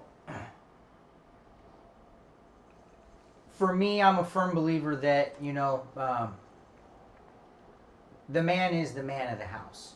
Not to say they're any better or any worse, but you're the man of the house. What do you think it takes or mean to hold the title of being the man of the house? Well, number one, take care of your family. That's the main thing. You're going to be probably the primary home provider as far as money and things are concerned. So do the best you can in employment and do the best you can in your investing. And do the best for your family. So family, keep the family a priority and number one. Oh, absolutely. So, what would you say happiness means to you? Number one, that I can get up tomorrow morning. Amen to that. Just being with the people that I've been with all my life, I think that's what's made my life so wonderful, has been my family and everyone that is a part of the family. And that's where my happiness comes from, especially if they're achieving and doing well. I really feel good then. What does the word success mean to you? Success, I guess it could be read in many ways. I would say being able to have taken care of all your family in all the years and so forth. And if you do that, I don't think you're a failure. Now, what does family mean to you? Everything.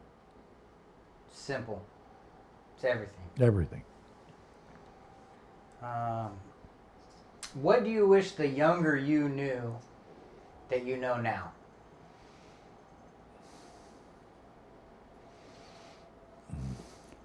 I guess probably to have given my family more of my time than I actually gave them in trying to do well for them in other fields. I would like to have spent more time with my family. time. Something you can't ever get back, huh? Yes. What do you think of today's society? To be frankly with you, I think we're all screwed up. Totally screwed up. So, some years ago, you moved from Newark, you bought a house in Manteca, and as you got older, there was an opportunity for you to move into with my parents. What has that transition been like? How do you feel about it? Talk a little bit about what it means to you. Anything that comes to mind. I think that once I lost the independence of not being able to drive because of my eyesight, that I then realized that, hey, you can't do everything alone anymore. You need help. You need someone to help you. I need someone to help wash my clothes. I need someone to feed me properly, so forth. And Jim and Helen have provided a life for me that I just can't thank them ever enough for. They do everything they can to make my life wonderful. And I think the move was the finest move I could have made with the circumstances that we were faced with. I think it gets hard too, especially for, like you say, the independence. That word there does a lot to people. Being the man, used to being able to be, I guess, in control. Those kinds of things we're used to as being a level-headed male. But have the ability to know when you need help and ask for it and accept it is something that has inspired me as I get older to try to stop. And that's one of the qualities that I have learned from you, that I myself am trying to put into my brain, so as I get older, I can go ahead and use that as my mind grows older and my abilities. I agree with you. So thank you for that. I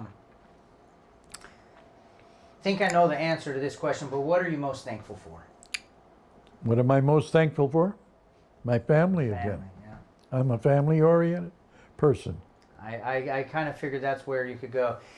If you could solve one of the world's problems of today, what would it be? I can't answer that question because it's prejudicial. I just rather say nothing. Okay. Who is the greatest president of all time? Well, my opinion is all I can give you, and that would be Franklin D. Roosevelt. What is one thing that you haven't done yet that you would like to do? The one thing that I haven't done but I would love to do.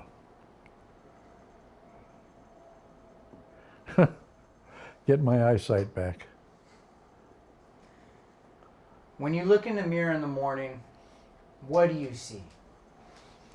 Well, not very much with my The eye. way the eyesight is.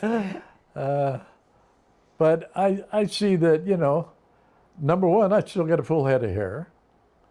Number two, I got my nice big mustache. Amen to that. Yeah.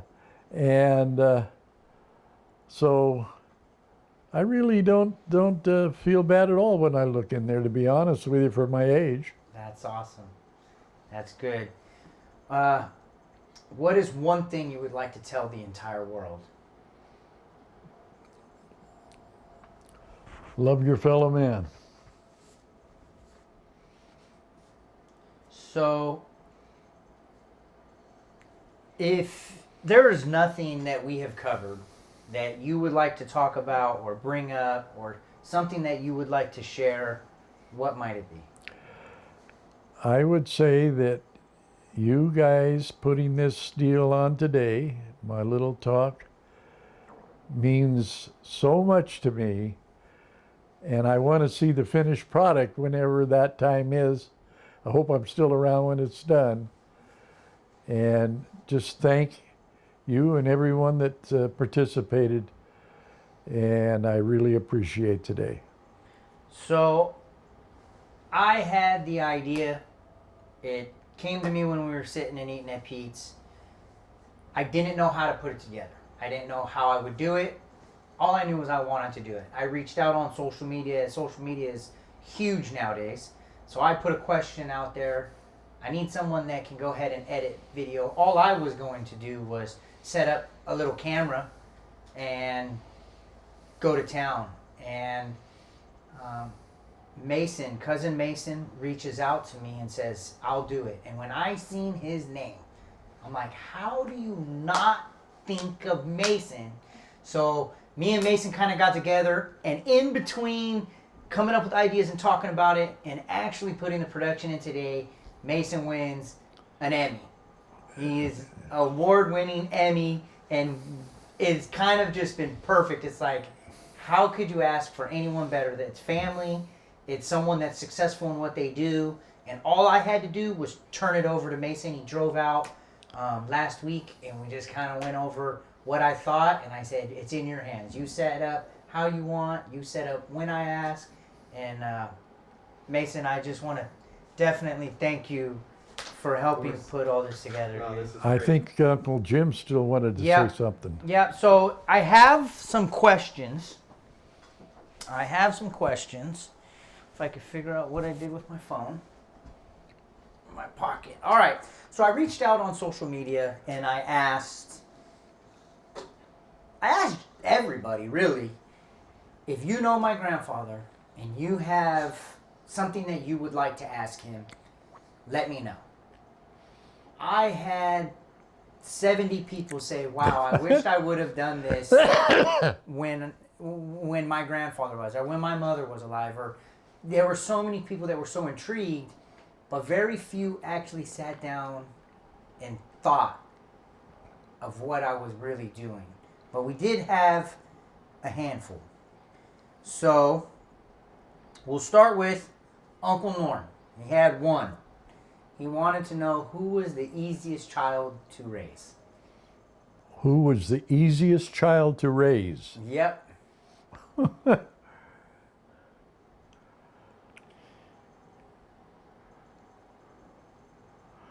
I honestly don't think I can answer that. I really don't know the answer to that. They all had equal good points and equal bad points. So I don't think I can give you an answer to that. So Uncle Tom had reached out and you actually touched on it. He said it was imperative that you talked about watching Amelia Earhart take off from Oakland. So we've kind of touched that. And you touched a little bit on how you and Uncle Tom worked the grapes. Do you have anything more to talk about on with you and Uncle Tom working the grapes for your grandfather? No, I think I pretty well covered that. And how about what is your greatest what is his greatest attribute to his family? What is your greatest attribute to your family? Mine? Yes. Being there when they need me. What was your favorite car that you ever had? Probably my little 32 Ford Roadster, followed by my 40 Chevy. Now, I think we may have talked about it, but he also said, what did you love most about Grandma? What did I love most about Grandma? About your wife? Everything. Everything. So, my dad also reached out and was talking about your younger years with your grandfather in the garden. Was that the grapes? Is that what he's talking about, working the grapes? That's what he was talking about. He also wanted to know a little bit more about the loss of your father. I do believe we kind of touched on that. Do you have anything The else? pneumonia, no, just from the pneumonia situation. He also spoke about wanting to know about how your mom did as a single parent after your father's passing, which I think we touched on. Was there anything else you can think of? No, except that I think that woman is so fantastic. She did the most wonderful job raising us kids alone that you could ever imagine. How about anything that you remember about your dad that we didn't talk about? I really, spent a very short time with my dad, basically, less than 8 years.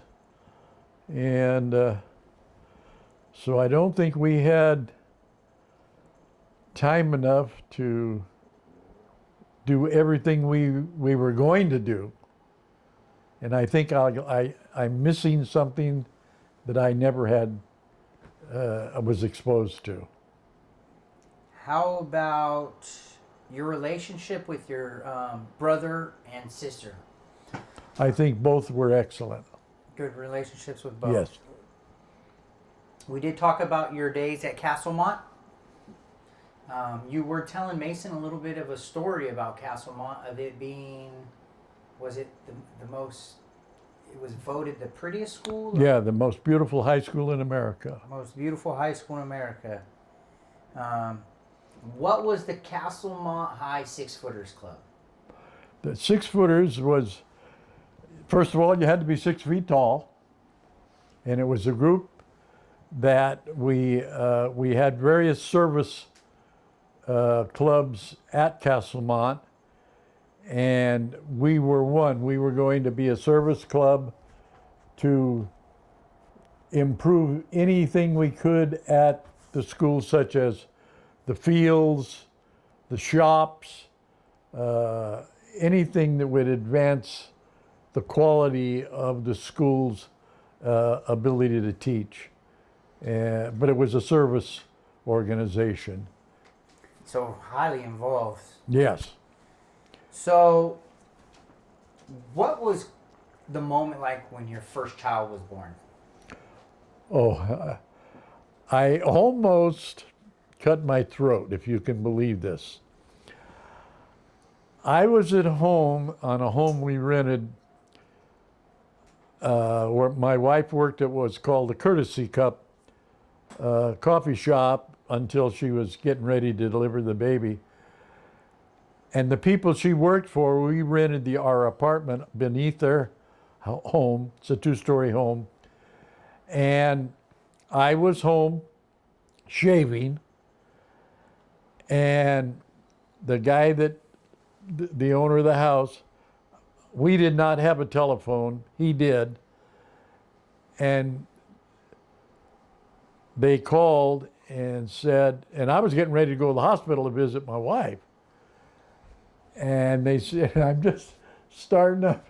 And Al walks in and he says, you're the father of a 6-pound, such an ounce boy. And I damn near cut my throat.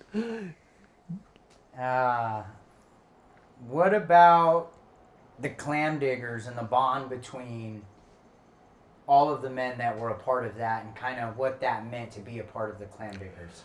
Well, the people that really put it together all had their ideas and so forth, and it was more like a friendship deal. And it was only available to salesmen in the company. They didn't want any management in it whatsoever. So they could talk about their jobs and what not union, but what raises they could go for and things like that. And Ray Blomberg, who was probably the leader of that group, said, I want Norm Silva to be a clam digger. And they said, you can't. He's management. And he said, I want Norm Silva to be, let him manage our business. We know what we want to do. Norm can manage it all. He's got that talent. And by God, they voted me in, and I ended up doing the things they were thinking of. I did the business part. I heard stories my whole life growing up. Yeah. Remember, Dad used to store big cast iron pots that were huge. Yeah. Yeah, fishing some days and golfing some days and poker nights. Yeah, all night poker. It's actually brought on to me. I've been telling my dad, I kind of want to get something together where we do something like that with, all of our Kenny Love Rogers, Yeah. he was part of that group with us. Papa John got to enjoy it. So my dad also was wanting you to talk about your softball career at Newark High and your basketball days in the adult league. My softball days were excellent for the simple reason I was a pretty good high school athlete, and the team we played for, the Homeowners Association, was up against Lido Shell, which was all the top dogs in the area at the time. And we went in there and cleaned their clock in the championship rounds. And I never felt so good in my whole life to beat those guys, to be honest. Yeah. And I loved it because I hit the ball where I should hit it, and I made very few outs in softball. How about, we talked about this. He was asking about the trips to the Coliseum to watch the Raiders with Uncle Kenny. So you did talk a little bit about all the fancy trailers he would bring in and all the food. Was there anything else that you can think of, or? Talking about just the Coliseum for a minute. This is not Raiders. It's World Series. Willie Mays was all done in baseball. He was washed up. And he played the last game last World Series he ever was at. And he hit a ball into the stands. And Jimmy and I were in what was called standing room seats only at the World Series. And your dad reached up and actually, Willie Mays' ball hit his hands. He couldn't hold on to it. It fell on down. Somebody else got it. But Willie Mays hit a ball your dad touched. So, I guess there used to be a thing you used to do with Grandma on Wednesday nights. It was dinner night at Bancheros. Absolutely. Now, growing up, I grew up, you guys took me to Bancheros.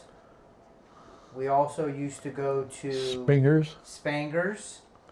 And there was, I thought, one more. In your time? But those two are stick out. Yeah. They're very, very yeah. well-known and nice restaurants. Well, both of them are closed now. Absolutely. Both of them are closed now. What about the Wednesday nights with Grandma at Bancheros, though? Oh, it was we look forward to it. I mean, it was our night to enjoy each other and just enjoy good food, good friends, but it was our night as a couple. And how important do you think having, since life is so busy, a set time that you and your significant other get away and you have your own personal time to enjoy each other's company? How do I what? How important is it in a relationship or a marriage? To me, it was not only important, it was the most enjoyable part of my life. How about Saturdays at Spangers? Same story. Same thing. It was time for you guys to get out and our time. Hang out. You talked briefly about it, but my dad was wondering about your Little League years with Uncle Tom. With your son, Tom.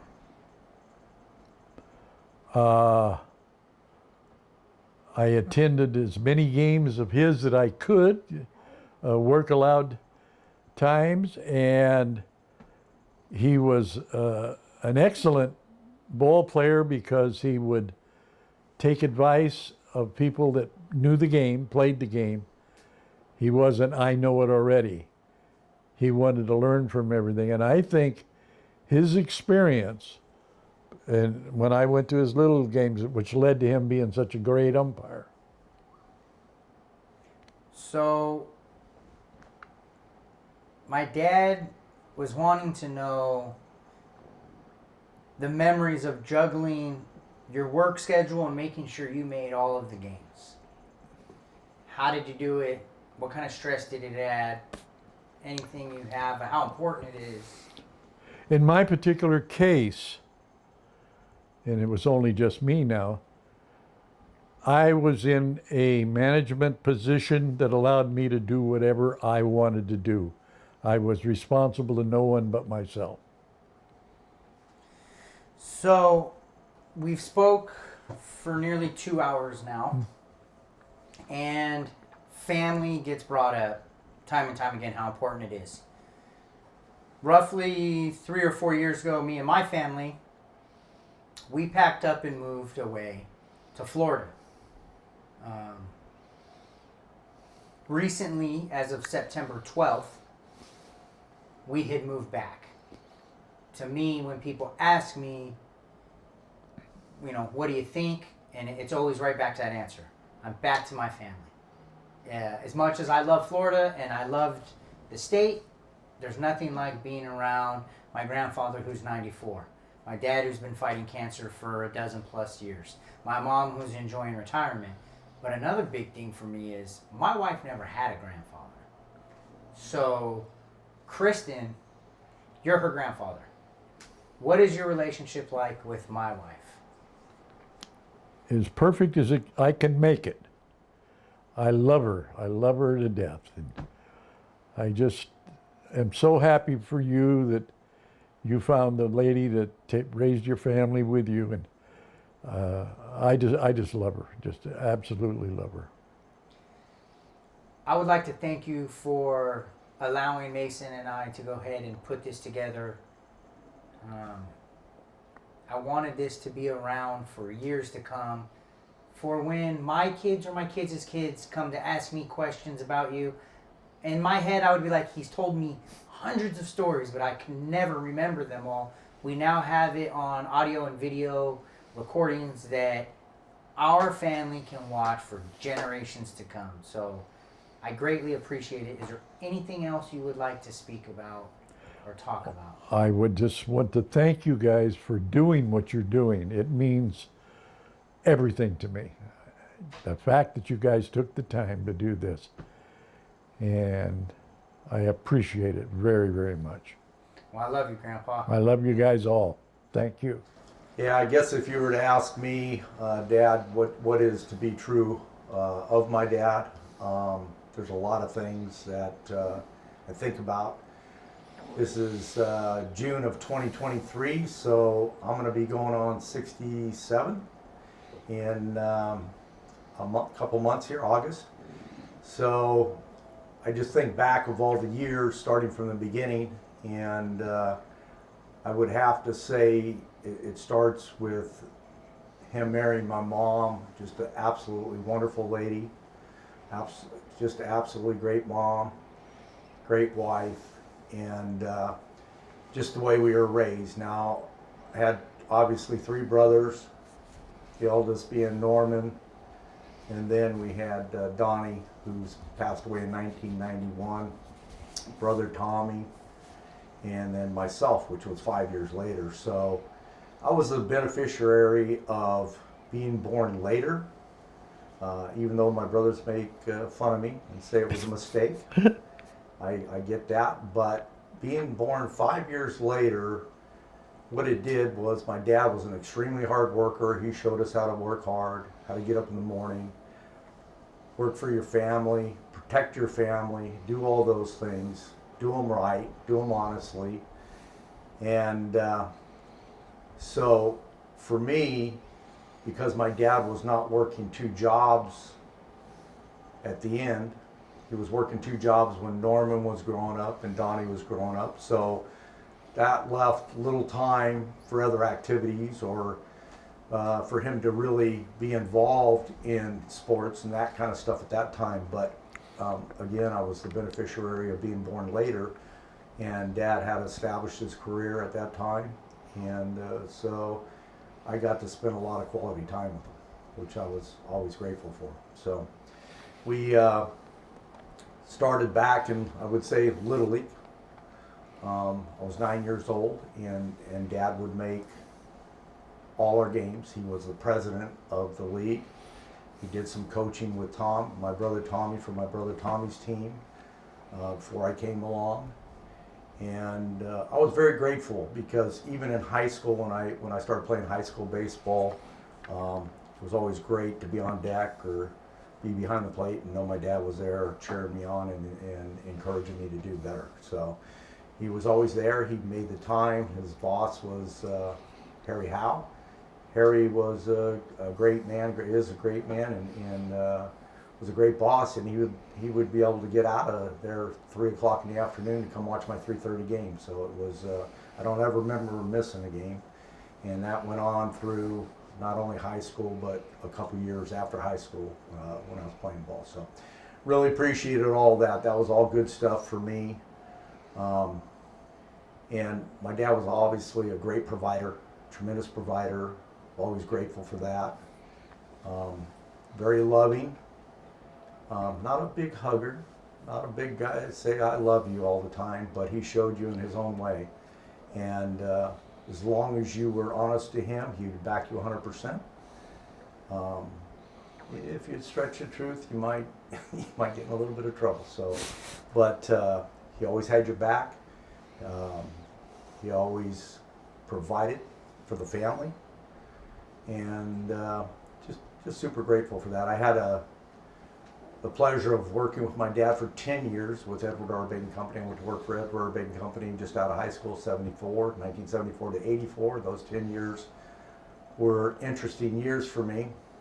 Young man growing up, just out of school, and my dad thought he was a pretty funny guy, so I used to commute with him. He'd pick me up when I was in Fremont, and even before that when I was in San Jose. So I didn't have to drive my own vehicle. We used Harry Howe's gas. So he'd pick me up in the mornings, but if I had a long night, a rough night, then he'd come by, swing by, pick me up, and he always thought it was pretty funny to turn up the air conditioner. It'd be cold, it'd be winter, and he'd turn that thing on full blast, and I'd get about 5 miles down the road on heading down 680 towards San Jose, and I'd just be freezing, and I'd wake up freezing, kind of shaking. He'd just sit there and be laughing. And the opposite was obviously in the summer.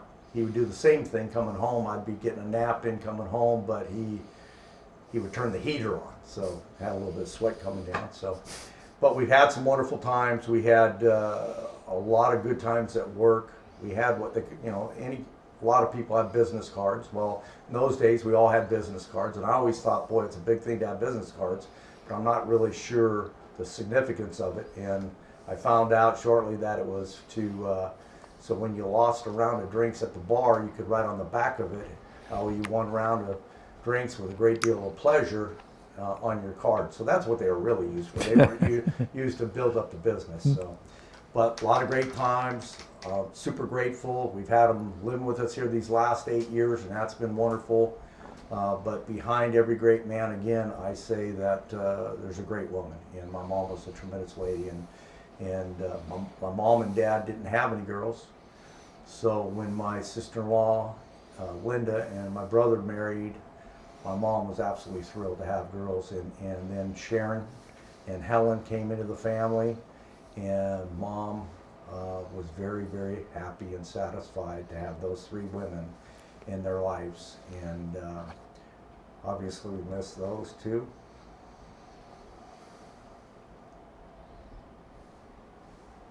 But they would have a huge impact on this family. So, Dad, I love you, and I appreciate everything you've done for me in my life. Thank you. Thank you.